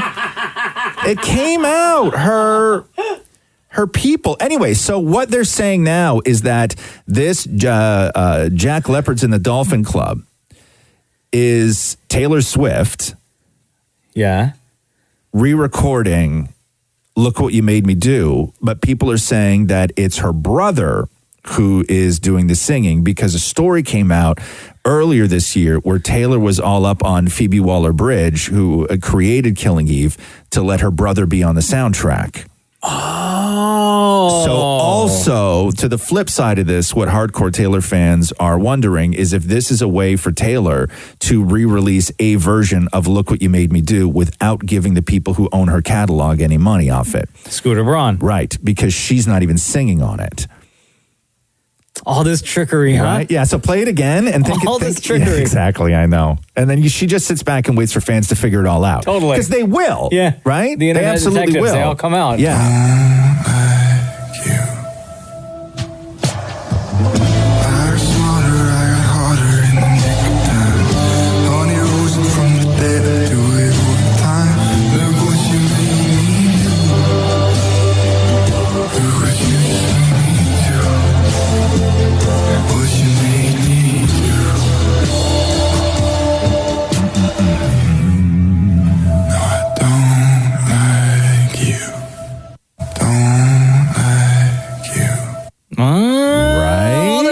Hey! This is the Roz and Mocha Show podcast. Well, it's official, everybody. Which is what? Elon Musk and Grimes have officially changed the name of their kid. Mm-hmm. If you remember, the name was XAEA-12.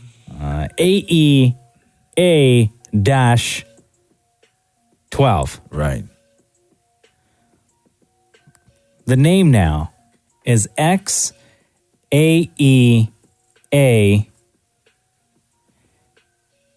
X and then a little I, two little I's. Yeah. Because apparently numbers aren't allowed in birth certificates. Yeah, so but it's a dash is still there. It's still A-12. It's just a Roman numeral. Correct. Yeah. So it's officially been changed. Well, not really. It's still the same name. It's the same name, Yeah, it's but like- on paper, it looks different. Yeah, it's like if they said no more Stevens with a PH. It's still Steven. It's still Steven, right? You have to go with the V then. I always found Steven with a PH odd because it's Yeah. Steven or Stefan. I always found it to me the name isn't odd, like it's whatever.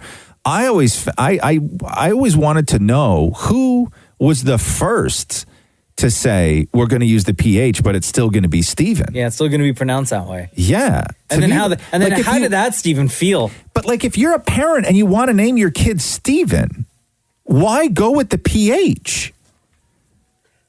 Because for the rest of Steven's life, yeah, he will have to correct everyone when they call him Stefan. And he's Right. like, no, it's actually Steven. Yeah, there's nothing a Steven with a PH hates more than when you call them Stefan. Yeah. I know. I've never seen rage like that before. It's actually Steven.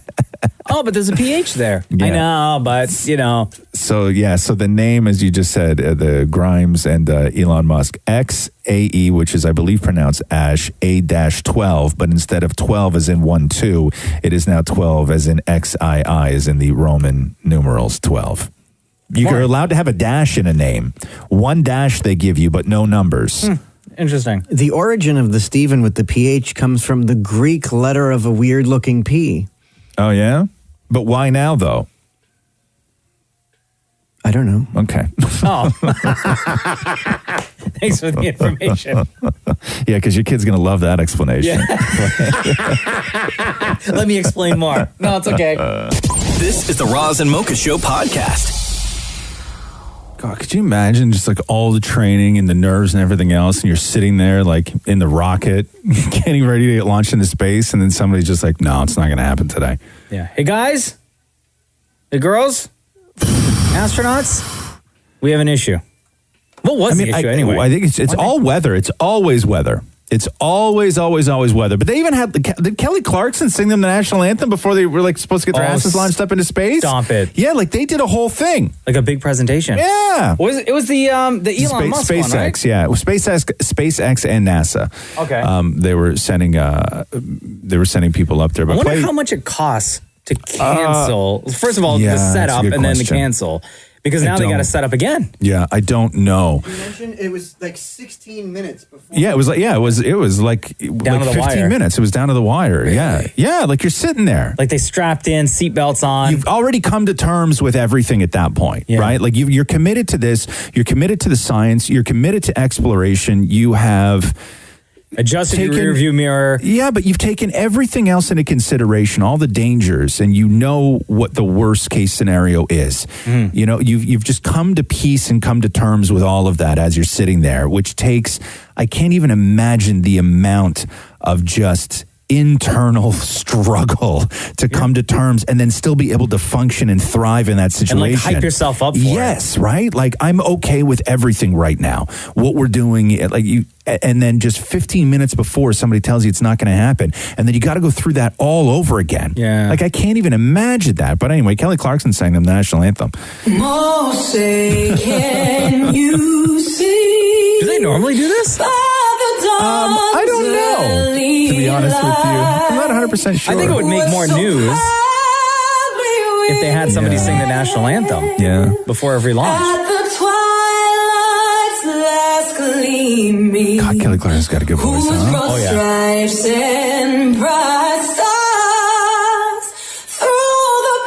But yeah, I don't know if I could do that. Like it must take so much to just get to that point where you're okay with everything. And then somebody tells you, I think they will, yeah. Or do they like have a backup squad or something? No, there's always backups, but it's just the individuals who were in the SpaceX shuttle yesterday. Well, it's like getting all dressed up, doing your hair and everything for a first date, and then she calls and cancels on you. Yep, same thing. Just like it. Getting stood up. Also, she always called more. This is the Roz and Mocha Show podcast. Robyn, it's Roz Mocha. Hi, good morning. Hello. It's been like over a year since we talked to you about this, huh? Yeah, it has been. So you wrote us this originally. I have feelings for my neighbor, and I don't know what to do. He's older than me, and we've been hanging out and talking for about 9 months now. I haven't told him that I have feelings for him, and I don't know if I should. It's hard because he lives right across the street, and our families know each other.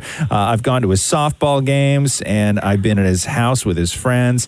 And now, had you guys been hooking up at this point or no? Yeah. You had been hooking up, but you didn't know sort of what the status was, and I believe we tried to get you to admit that you were in love with the guy on the call, right? Yep. And then we advised you that, if you're gonna jump, just jump, and you got to be honest with him and tell him how you feel, because being the booty call is only fine for so long, and then it starts to get to you, and then you're gonna fall in love with him, and he's not gonna love you, and it's all gonna fall apart, and you're gonna get hurt. You guys were doing all the boyfriend girlfriend stuff anyway. Yeah, like you got couch shopping together. Yeah. So what happened? Did you tell him how you felt or no?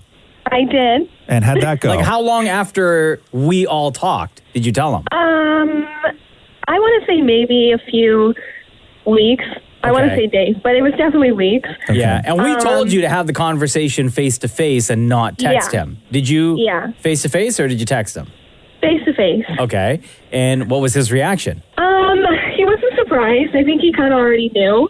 But it was good that we had the chat. Since then, we've actually been really open about where we're at still, like kind of just like to check in with each other, So are you boyfriend-girlfriend? We're not. We're kind of still in the same place. Are you still hooking up? Yeah, of course. Okay. So after a year, at that time when we talked to you a year ago, you were in it for 9 months with this guy, acting like boyfriend and girlfriend without having the title. Yeah. It's now a year and 9 months has gone by since you guys started, and you're still doing boyfriend-girlfriend stuff, but without calling each other boyfriend-girlfriend. Yeah. Do you celebrate anniversaries? No. Oh, okay. Just checking. No, but we're actually, like, we're doing a lot better. Like, we're a lot more open with each other. We communicate about a lot more things now. It's kind of easier for us to be like this right now. So boyfriend-girlfriend? There's no, pretty much. Like, we're pretty much dating without the title. Hold on. Do you see other people? No. Does he see other people?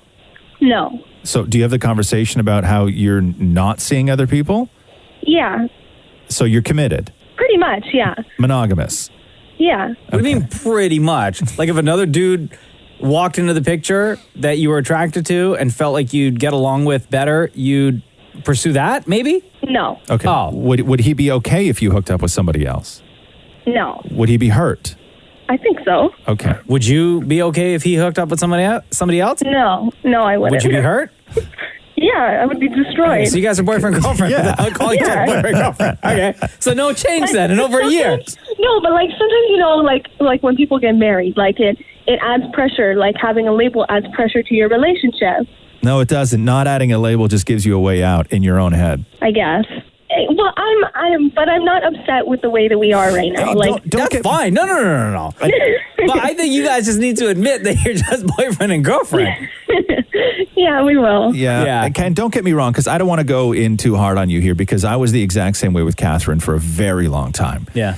For a very long time, where it was just this undefined, wonderful thing, and half of it was my not wanting to sort of fully commit, not because I wanted to see other people, but just because it was I was a little bit of a head case at the time. But the other thing was that if you sort of took that next step, would it damage the really great thing that you had? Like there was all these sort of variables in there, but all of them were garbage excuses. Yeah. Hey, Robyn, do you and your boyfriend, non-boyfriend, tell each other, like say I love you to one another? No. Oh, not yet. Do you say it to him? No. Well, I mean, I've said it before, but that's not something I say regularly. Oh, okay. Do you ever say, oh my God, I love hanging out with you? Yeah. Okay. Aw, Do you ever say, oh my God, like I love whatever, doing whatever with you? Yeah, of course. Okay. Do you ever like roll over and are like, oh my God, that was amazing. I loved it so much. Okay, that's like, okay, come on. So hold on here. So you love like 95 things about the relationship and have no problem saying all the other things about your time together that you love, but you guys won't say I love you to each other? Yeah. Okay, that's weird. You guys just have to admit you're in love. Just admit it. You're in love, and your boyfriend, girlfriend, and there's nothing wrong with that. Yeah. If he hold on, pause for 1 second. If he proposed to you tomorrow, what would you say? Yeah. Okay. 100%. You love each other. Shame, double shame. Hey, listen, good for you. Exactly. We love stories about love on this show, and we celebrate it. And yours is no different. It's a little unusual, but it is yours, and it sounds wonderful. So we're nothing but happy for you. Thank you. All right. All right. You take care, Robyn. Yeah, thanks, you too. Say hi to your boyfriend for us. Yeah, for sure. Yeah, okay, cool. I'm seeing him in an hour. Okay, so. cool. This is the Roz and Mocha Show podcast.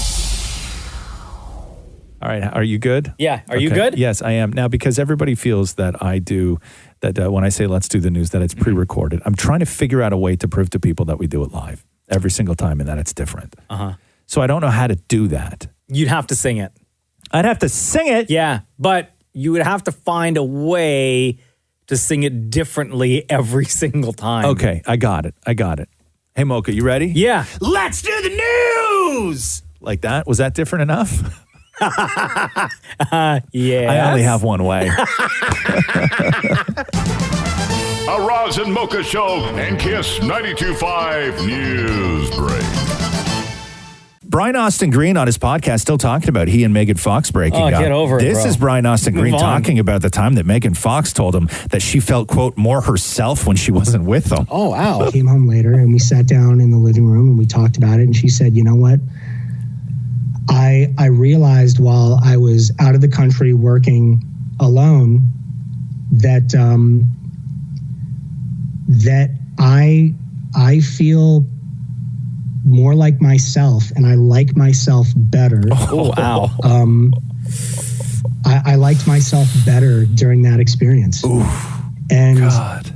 And I think that might be something worth trying for me. And I met Machine Gun Kelly. And I was shocked and I was upset about it, but I can't be upset at her, and I wasn't upset at her because she didn't ask to feel that way. She didn't, it wasn't a choice she made. That's the way she honestly felt. God, that's hard to do on a podcast, to go that deep into. And he seems to be taking it very well. Sort He of. seems to I be don't very know. much at peace with it. Unless he's using the podcast as part of his therapy. I don't know, man. I don't even know if that's healthy. Listen to this. Half of Canadians say that governments are hiding something about COVID-19. Wow. Half of all Canadians believe that they are not getting the whole truth from the governments about COVID-19. A new poll suggests. The most recent survey shows that 50% of respondents felt governments were deliberately withholding information about the pandemic. Like what? For those polled, 15, and then they went through a bunch of conspiracy theories with them to find out how Canadians felt about the conspiracy theories. I love these. 15% or less, these are still a big number though, 15% or less believe stories that like Bill Gates is responsible for the spread of coronavirus. That nerd, why? Domination. Dr. Evil. More than a third of people, however, believe that the virus was created in a lab by the Chinese government. And 19% of respondents also said that they believe the number of deaths related to COVID-19 is exaggerated. I see that online a lot. I see that online. But the idea that governments are withholding information about COVID, I can see that. What that information is, I don't know. Could it be information that may kind of put the country into a tailspin? No, I think the information that would be withheld would be something that would be far more damaging to a global landscape, which is, I feel that if anything is being withheld, it's the blame that's going on behind closed doors. Right. That's what I think that we're not hearing about. I don't think that they want to start pointing fingers, and even if they have a solid, person or government to blame, if there is blame, secrets, trying to suppress information, whatever that may be, or even, here within your own city or country, wherever that is. But I think that may be part of it. But yeah, 15% or less think that Bill Gates is responsible for coronavirus. Come on, man. He gave us Windows 95. He did. But what has he done since? Nothing. He's been building Corona this whole time. You don't know. All right. You don't know. Nearly 2 million Canadians believe that they have had or have COVID-19 and are not getting tested. So they say as many as 6% of Canadian adults, that works out to 1.8 million people, believe that they have or have had COVID-19 and are not getting tested. Chrissy Teigen posted herself a video getting tested for COVID-19 where she giggled the entire way through it. 1, 2, 3.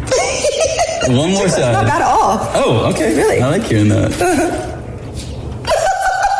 It's like a weird tickle. Great. And then she followed that up on Instagram by saying, so, hi, I posted myself getting a COVID test on Twitter as I'm getting surgery soon. A lot of people are understandably curious and nosy, so I'll say it here. I'm getting my boobs out. They've been great for me for many years, but I'm just over it. I'd like to be able to zip up a dress my size, lay on my belly with pure comfort. No biggie, so don't worry about me. All good. I still have boobs. They'll just be pure fat, which is all a boob is in the first place, a dumb, miraculous bag of fat. Oh, she got fake boobs? Yeah. I had no idea. Chrissy Teigen had fake boobs? Yeah. Really, yeah? I No assume idea. everybody does, to be honest with you. Interesting. But she's getting them out. Jimmy Fallon apologizing for that 20-year-old clip of him on SNL in blackface doing a impersonation of Chris Rock. We had said yesterday that Fallon does not take well to this sort of attention and criticism. He's I guess he's really sensitive and doesn't like to be part of this conversation, especially when Jimmy Fallon is over party and people are canceling Jimmy Fallon all day. So he wrote this in 2000 while on SNL. I made a terrible decision to do an impersonation of Chris Rock while in blackface. There is no excuse for this. I'm very sorry for making this unquestionably offensive decision, and thank all of you for holding me accountable. That's the statement from Jimmy Fallon. The Biebers are threatening to sue a Beverly Hills plastic surgeon for claiming that Hailey Bieber has had plastic surgery. I guess there's a plastic surgeon who's very popular on TikTok. Whatever the hell the world has come to now. Anyway, so he's doing videos and he's showing pictures of what he claims are before and afters of Hailey Bieber, and then I guess uses a quote of one of Justin's songs in the caption for the video. So this is the doctor. His name is Dr. Daniel Barrett. Check out the position of the nose, the dorsum, how refined it is in 2016, and how much smaller the tip is from 2011 to 2016. That doesn't happen from puberty or growing. In addition to the rhinoplasty, I think she's had a couple other things done listed above, but importantly and very noticeably, lip filler and a genioplasty, which is a chin implant. I think she's gorgeous no matter what, whether she wants to admit to having plastic surgery or not. It's her business. So what's wrong with that, though? But it's none of his business. Why not? It is his business. It's what he does for a living. No, I know, but mind your own beeswax, sir. But if you were a former ball player and somebody told you to analyze a game, would you? But did somebody ask him to analyze Hailey Bieber's face? He's just doing it. That's what he does. Gas. So anyway, so the letter from the Biebers accuses the doctor of using her name, image, and likeness to commercially advertise your plastic surgery practice and to spread false and uncorroborated claims that Mrs. Bieber had undergone plastic surgery. In addition, the letter also accuses Barrett of using copyrighted protected lyrics from one of Justin Bieber's songs. Sorry. So there you have that. The province has extended its COVID-19 emergency orders until June 9th. So here in Ontario, that includes the closure of outdoor playgrounds, public swimming pools, bars, and restaurants, as well as restrictions on social gatherings of more than 5 people. So that is now going on until June 9th. I did a Zoom dinner last night with my my mom and her husband, Kevin, for the first time. Yeah. That's so nice. And the question was, because it was my brother and his wife, Leanna, and so they were together, and then it was my mom and her husband, Kevin, and then it was me, Catherine, and Roxy. And the decision was this: do we all, me, Catherine, and Roxy, all crowd together at the same table and try and be on the same screen? Or do Catherine and I go in one box on Zoom, and then Roxy goes and eats her dinner somewhere else in our same house, in the room or in the house? Yeah, and then we only see her through Zoom. So we put her in the backyard. No, you didn't. Yeah. I was going to say do it as a family in one square. No, Rox went in the backyard. Yeah. It was so hot, though. I know. She loves it, though. I was going to say, so you and Catherine stayed in a nice, cool, air-conditioned house, and you put your daughter, your 10-year-old, outside in the 37-degree heat. Okay, pause for 1 second in case anybody's thinking that I'm a lousy parent. I put my daughter outside in the 37-degree heat with homemade pizza, French fries, and chicken wings. So you put her outside in the heat eating hot food. Never mind. I had a lovely time. Okay, it was good to see my mom. Okay, I had a lovely time on Zoom. So much humidity. I'm never going to do it again. In that situation. John Boyega trending all day yesterday. An unfiltered and brutal rant on IG with all of his thoughts unapologetically delivered in the most blunt way that you can after the killing of George Floyd. This is John Boyega yesterday. Very, very important at this time that we ignore ignorance, and we ignore people. Sorry, my lips are dry. We ignore people that come through and try to make these situations what they're not. And in no way, obviously you lot know, man, I'm not even apologizing, first of all. You lot better believe that. But there's no way that I have the opinion that there's no other forms of racism. Of course there's other forms of racism, but a black man was just murdered in cold blood in the streets, stateside, again, while saying that he can't breathe. That's a continuous cycle going on. And although I don't live in the States, but I'm black, that. So I'll say it again. You racist white people. I said what I said. And if you don't like it, go seriously. Riots have broken out in Minneapolis, as well as Los Angeles and Memphis. There's looting and protesting, and it is an ugly scene. Have we seen the last of Henry Cavill as the Man of Steel? I'm going to say no. Correct. Really? However, it's weird because they're not working on a Man of Steel sequel. Wonder Woman 1984 are already done. The new Suicide Squad is already done. Apparently, Henry Cavill is in talks to do Superman again, but appearing in one of the other properties that they have in the schedule. But those properties would be Shazam, Black Adam, or Aquaman 2. So like a cameo. I think it would make more sense, or the most possible, for him to be in the new Aquaman movie. Right. But that's like, I think, 2022, right? But I kind of want another Man of Steel movie. So they won't I want another suit. They're not working on one. There's no Superman sequel on the schedule. Like, I wonder why. Like when you look at the DC universe and your top two superheroes are Batman and Superman. Yes. Why would you not want to include Superman in that schedule? Unless maybe they didn't have like a deal worked out. Well, yeah. Well, I mean, and they didn't want to go and find like another Man of Steel, Yeah, right? I don't know, but I'm with you on this. It doesn't make a whole lot of sense to me that they wouldn't have already had something going, and I don't know. Or is he going to make a cameo in every single one of those movies, and then it leads up to another Man of Steel or another Justice League in what 2024? Yeah. Right? That's what we'd be looking at this point. Probably. Which is nuts. But no, and he's also, we know he's not going to be in the Matt Reeves Batman. Yeah. So he's not going to pop up in that one. So Henry Cavill in talks to reprise his role as Superman, but in what movie? Who knows? Jamie Foxx is defending Jimmy Fallon for the blackface skit from Saturday Night Live years ago. Responding to an E! News question, Jamie Foxx said he was doing an impression of Chris Rock. It wasn't blackface. I know it's a tough time right now, but this one is a stretch. On a show called In Living Color, we played every race. Let this one go. We got bigger fish to fry. #change course is what Has Chris Rock said anything? Is what Jamie Foxx had to say. I don't think Chris Rock has said anything, which to me is unusual. I thought he'd be like the first. Yeah. I don't. Come on and say something. I haven't seen any. And now it's time for Ask Roz and Mocha. Hey Patrick, what's up, man? It's Roz and Mocha. How are you? I'm good. How are you guys? Good, buddy. Welcome to the Roz and Mocha Show podcast. Thank you. What is your question? So my question is that I am just starting to date a girl who's Guyanese, and Yes, I know nothing. What do you mean you know nothing about dating girls? Well, maybe, but mostly about like Guyanese. Like I wasn't even pronouncing it right at first. I was saying Guyanese. Oh yeah. So Oh, I was damn. wondering, You're if you not guys going to be invited had- back to that family, bro. I haven't met him yet, thankfully. That's why I'm asking. So I want to not look like an idiot in front of them when I finally meet them. So what are you, a white guy? Yeah, I'm Irish. Okay, you're Irish. Okay. Hey, I will say the Irish accent and the Guyanese accent kind of sounds interesting. similar. Okay. Like when you get like a hard Irish accent and you match that with a hard Guyanese accent, yeah, there is some similarities there. So let me ask you these questions that I've had, and maybe you do too as well, Patrick. Yep. Are there sort of standard across the board cultural roadblocks or red flags that generally exist in a Guyanese household with daughters? I would say that the parents would be very protective. Okay.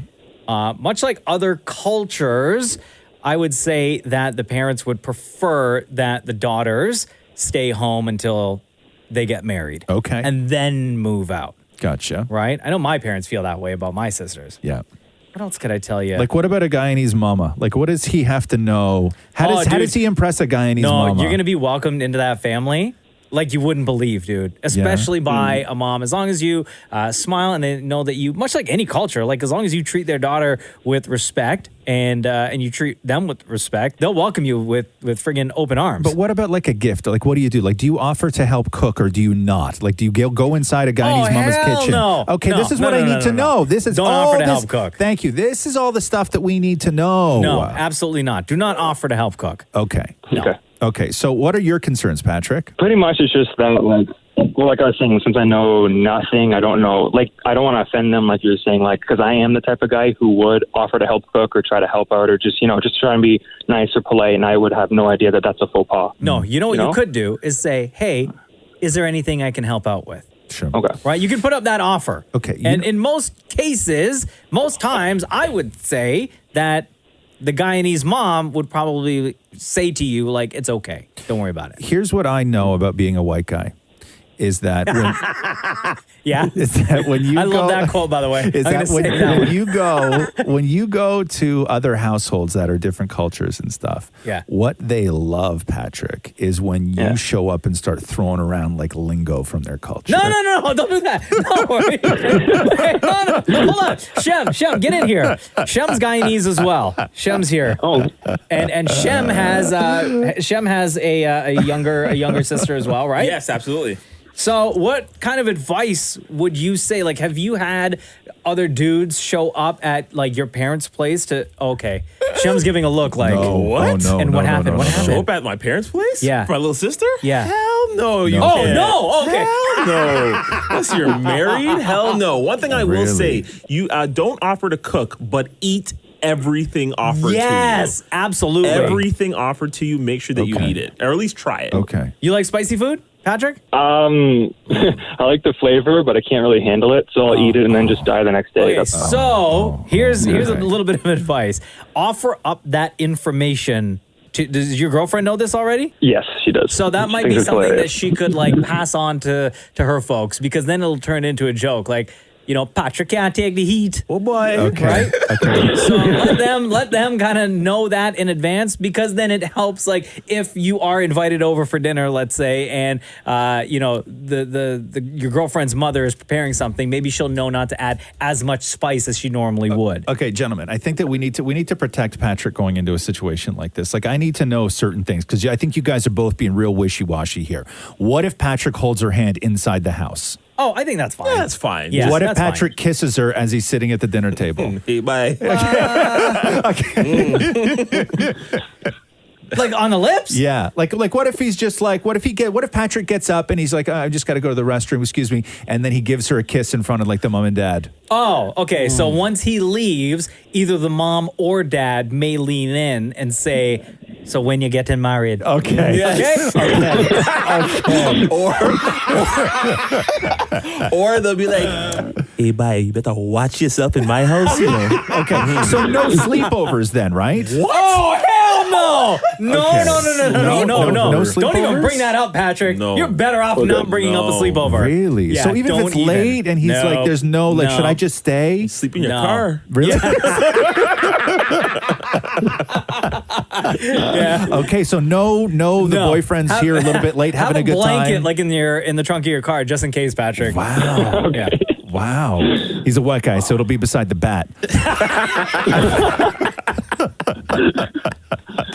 Sandwich between the golf clubs and the bat. Exactly. Yeah. Does that help a little bit, Patrick?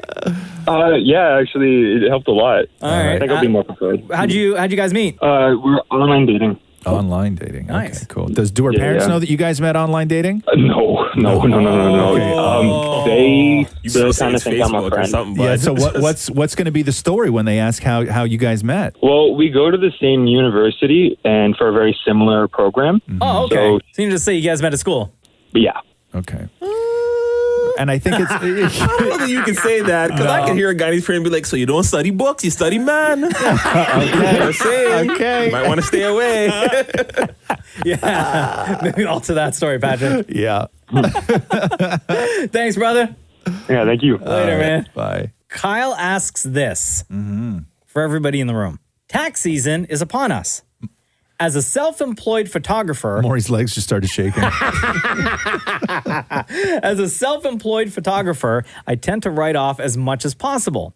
What's the most questionable work expense you guys have tried to get reimbursed from quote-unquote work? For us, it was a 75-inch 4K TV that we use for in-person, quote, photo proofing for clients, ...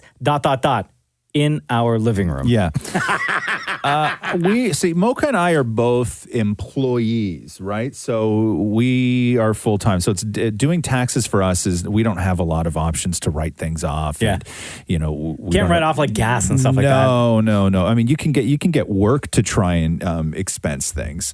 I've tried to put through a few things over the years just with work, but they're all they're weird things, but they're things that usually wind up going through, right?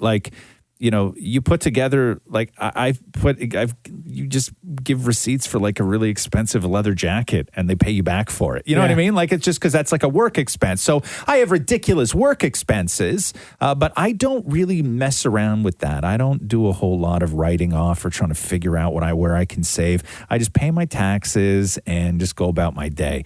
Now, Maury here has tried to submit receipts for all sorts of crazy things for this show and has been denied a bunch of times. And personally, when I had my own tax guy and I had to submit taxes and stuff, I tried to submit for massage.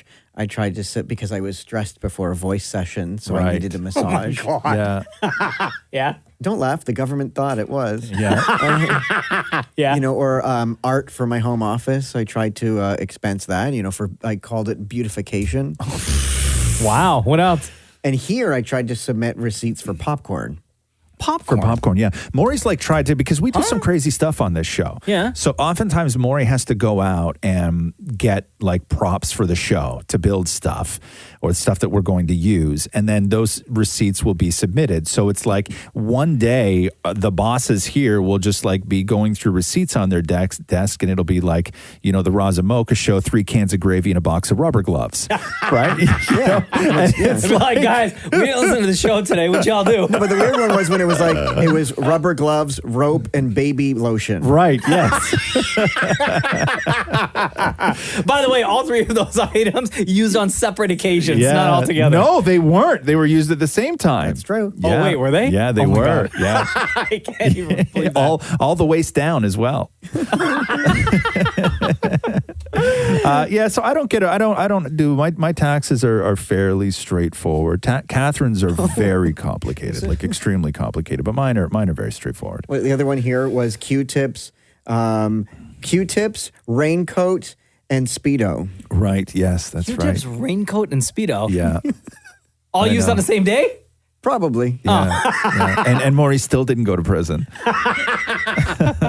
Nicole asks, would you rather be severely dehydrated throughout the day or severely hungry throughout the day? Okay, say that again. Severely dehydrated or hungry? What does severely mean? Like, am I in pain because I'm so hungry? Or am I just kind of hungry? I would just say, let's keep it at you've got the hunger pains. Okay, and dehydrated means like my mouth is dry. Yeah, like you're I'm thirsty. getting a headache. That means thirsty. Yeah, no. Like, I'm not just thirsty, I'm dehydrated, right? Like, there's a difference. Yeah. I would rather be hungry for the day. No. Than to be dehydrated. Because if you're dehydrated, I find that you would have less energy versus less energy if you were hungry. I would eat a tomato and drink the juice out of the tomato or something. No, but you're still eating something. Yeah, but I'm allowed to. Oh, no, I would rather be dehydrated because I could eat and have the juice from a tomato. Roz? I'm going to drink. Same. Because I'm with you on the energy. But they didn't say what you could drink. Food. Water. I guess maybe, right? Yeah, like, am I allowed to have water. coffee? Am I allowed to any of that stuff? Yeah. Okay. Yeah. What about, sure. I would definitely drink because when I sit around and eat all day, I tend to go straight for chips. Sure. And if I can't have something with that to wash them down, I know. there's no point in me having The chips. chips will make you dehydrated. Thank you. Yeah. So I'm going to go. I would drink. I would drink and go a day without being because it's being easier hungry. to survive without food when you're talking about dehydration. Because as Maury said, you can make a smoothie. Yes. Right. You can Yes. drink something that's got some sort of substance that may fix your dehydration, but also potentially fill you up at the same time. Yes.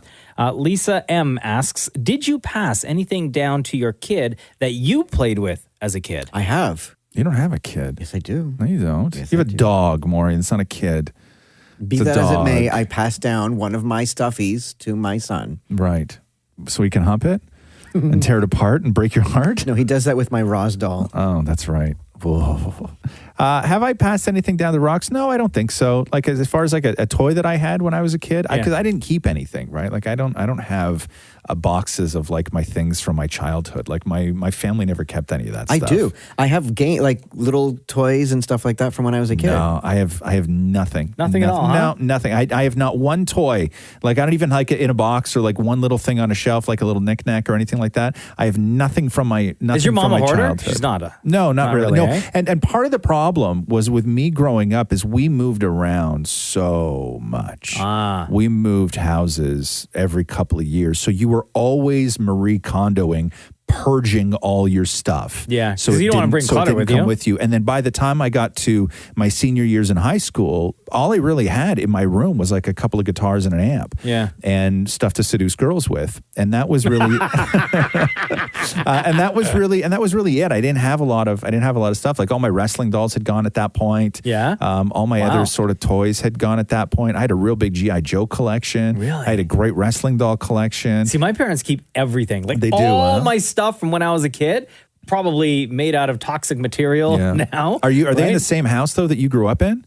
Partially, yeah, but all the junk from our first house when I was a kid that we moved into before they moved into the house that they're at and they've been at for like 35 years. So what are you going to give to Cruz then? I don't know, but they have like everything. The only thing when I was a kid, I had this the Fisher-Price record player. Oh yeah, where that played real records. They had it came with like records that had grooves in them, right, different colors, the green right? plastic and orange plastic, and I gotcha. You put it on and and you move the arm, the record arm on top of the record, and it'll play like Old MacDonald or Twinkle Twinkle Little Star, Baa Baa Black Sheep, something like that, right? Yes. So I had that as a kid, and it stopped working, but Fisher Price still makes them. So I bought one for Cruz. And for the first little while, he wasn't really into it. And it wasn't until like maybe last year and part of this year, he started really getting into it. So anytime I see him play with that toy, that brings me joy. 'Cause I'm like, I get that. That's something that I enjoyed when I was a kid. Yeah, absolutely. It's so cool because like when I visit my family house, my dad has given Daniel and Kyle, my brothers, some of the stuff from when I was a kid.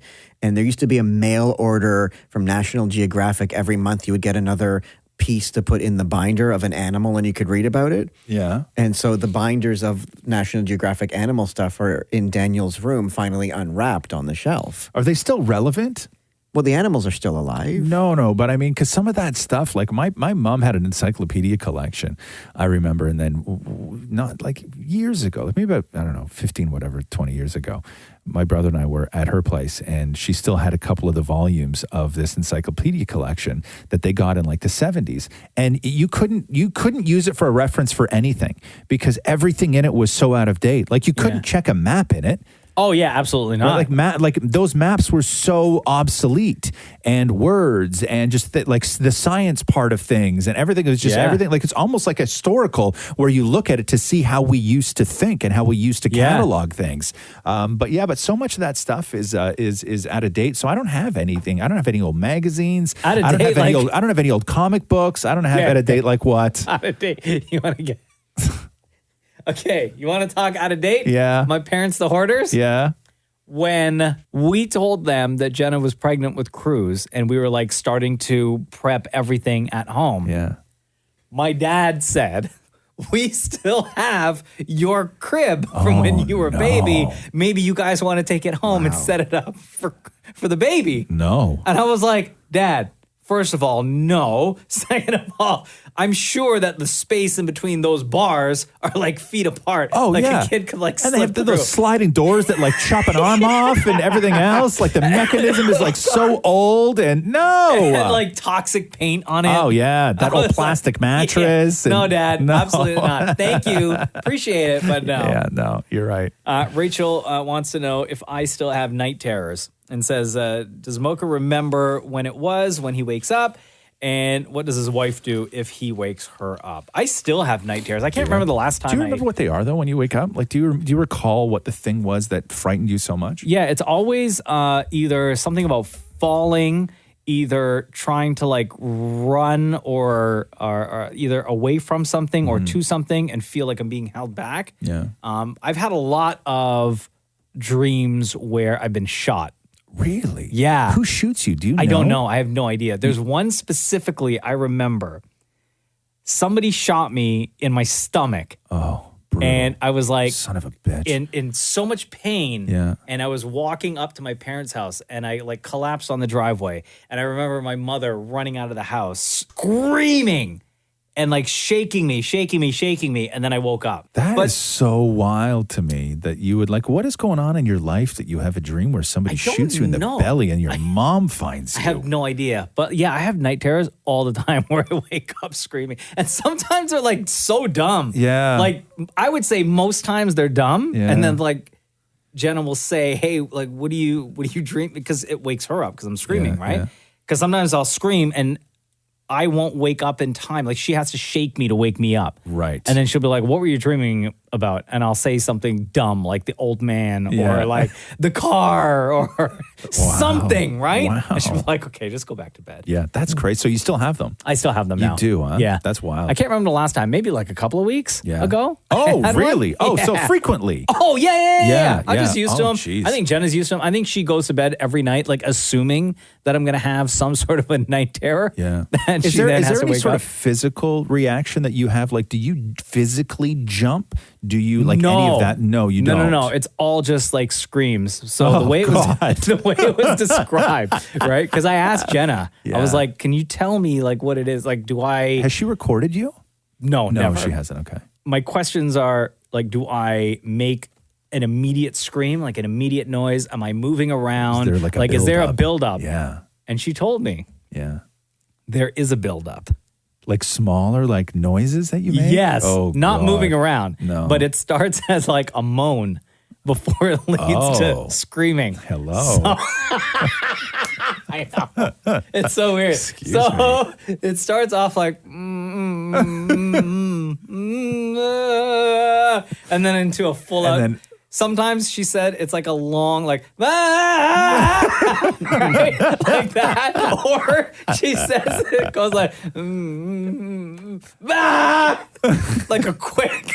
Really? Just like a quick one, like big burst? Yeah.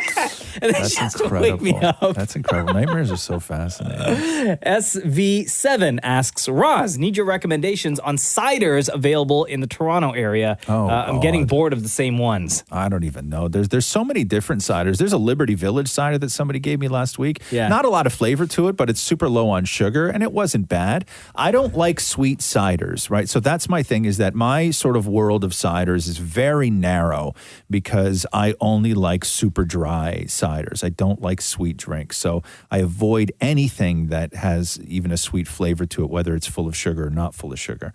So I drink Strombo because it's dry. I drink Brickworks 1904. Is it 1904? The white can? Yep. Because it's dry. Every now and then, if I'm at a restaurant, because a lot of restaurants, they'll usually have like a Summersby or what's the one that starts with a W? I want to say Washburn, but that's not what it's called. Anyway, so that's really what I drink. I don't get into the craft ciders, but there's a couple. Like my mom's husband Kevin, he always says, like, when he goes to the store to buy cider, he buys one of each can. Like, he just starts trying new ciders, where I would never do that because I'm not that adventurous. I usually only buy what I like. I would never go to a store and just buy 6 of something that I've never had before, because what if I don't like 3 of them? And then I just feel like I will have wasted my money. Do you know that we have in our fridge right now 5 cups with unfinished White Claw? Really? What? Yeah. 5 cups? Like, there's each time we open a can or whatever, if we don't finish it, we put it in the fridge and we'll get to it next time. And then the next day we open, like, if there's another can. Yeah. So in the fridge, there's like cups with like half. I get that. Now, do you ever drink them, or you just want to throw them away? Depending on how old. Like, sometimes I'll just grab one in the afternoon and sit there and milk it for a few hours. Yeah. A few hours? I do the same thing with cans of cider. I always fall asleep on the couch with an open can of cider, and then most nights when I'm walking to bed, I'll just take the can and put it back in the freezer. But by the end of the week, they'll have 4 cans in there. Yeah. Right? Oh, damn. And I just pour it all into one big mug. Is this the cider you're talking about? The one that starts with a W? W-A-U-P-O-O-S. No. It's a very popular. Oh, okay. It's a very popular can of cider. It's not. I usually go for like Summersby. Yeah. Pommies. Yeah. I don't mind Pommies. Pommies It's a is little so bit sweet, though. A little bit too sweet, but I don't mind it. And then Brickworks, like you said. There's another one. There's another big one in there, though. But I sort of stay away from the ciders that are manufactured by beer companies, because I know like they all tried to do like a cider at one point. Yeah. When you're and Strongbow. I enjoy Strongbow too. When you're in the States, it's difficult because there's ciders. It's a very different thing in the States, unless you're drinking Angry Orchard, which is really their sort of standard cider. You can also find Strongbow at some places. But other than that, ciders in the States are like 8.5% alcohol. Like, they're very different than they are the sort of general ciders that you have in Canada, and they really mess you up. Like, I don't like drinking a can of anything that has that much alcohol in it, because I like to sort of consistently drink throughout the day and not just get hammered off one can. There's one called, I remember I tried a bottle. I bought a couple of bottles, actually, at a farmer's market. Yeah. And they now sell it at the liquor store, and it's called West Avenue. And you can get, I think their original one, it's a pretty dry cider. Yeah. And that one's really good. Oh, I would try that one. Thornbury is the one I was talking about. Doesn't start with a W. I know. But yeah, the Liberty Village one is super dry. Like, it's really, really, really dry. And then there is, I'm not a fan of Growers at all. Ironwood, not a fan. The Seagram's one, I'm not a real fan of. The Molson Canadian one I'm not a real fan of. Palmies I'm not a real fan of. Yeah, but the either Strongbow or whatever. You can figure it out. I get bored talking about cider. Now all I want to do is drink. Okay, Kara asks, are you a messy cook or do you clean as you go? Oh, shut up with this question. Did Catherine write this? Well, I don't know. It could be. It's a question from Kara. And it says here, whenever I cook, it always looks like a bomb went off after I make any kind of meal. Yeah. That's why I'm not allowed to cook anymore. Because you make too much of a mess. I make a mess, and then I always say to Matthew, I'm like, well, I made the meal. You have to clean it up. No, see, I always, for some weird reason, when I'm cooking, I'll always start my shift in the kitchen after Catherine finishes her shift in the kitchen. And Catherine's shift in the kitchen is she'll usually just do a quick tidy and put the dishwasher on and everything else. Yeah. But when I start cooking, oftentimes the dishwasher's full. Right? Like it's clean. Oh, okay. And so my plan is to start prepping everything, get a couple of things on the stove, maybe something in the oven.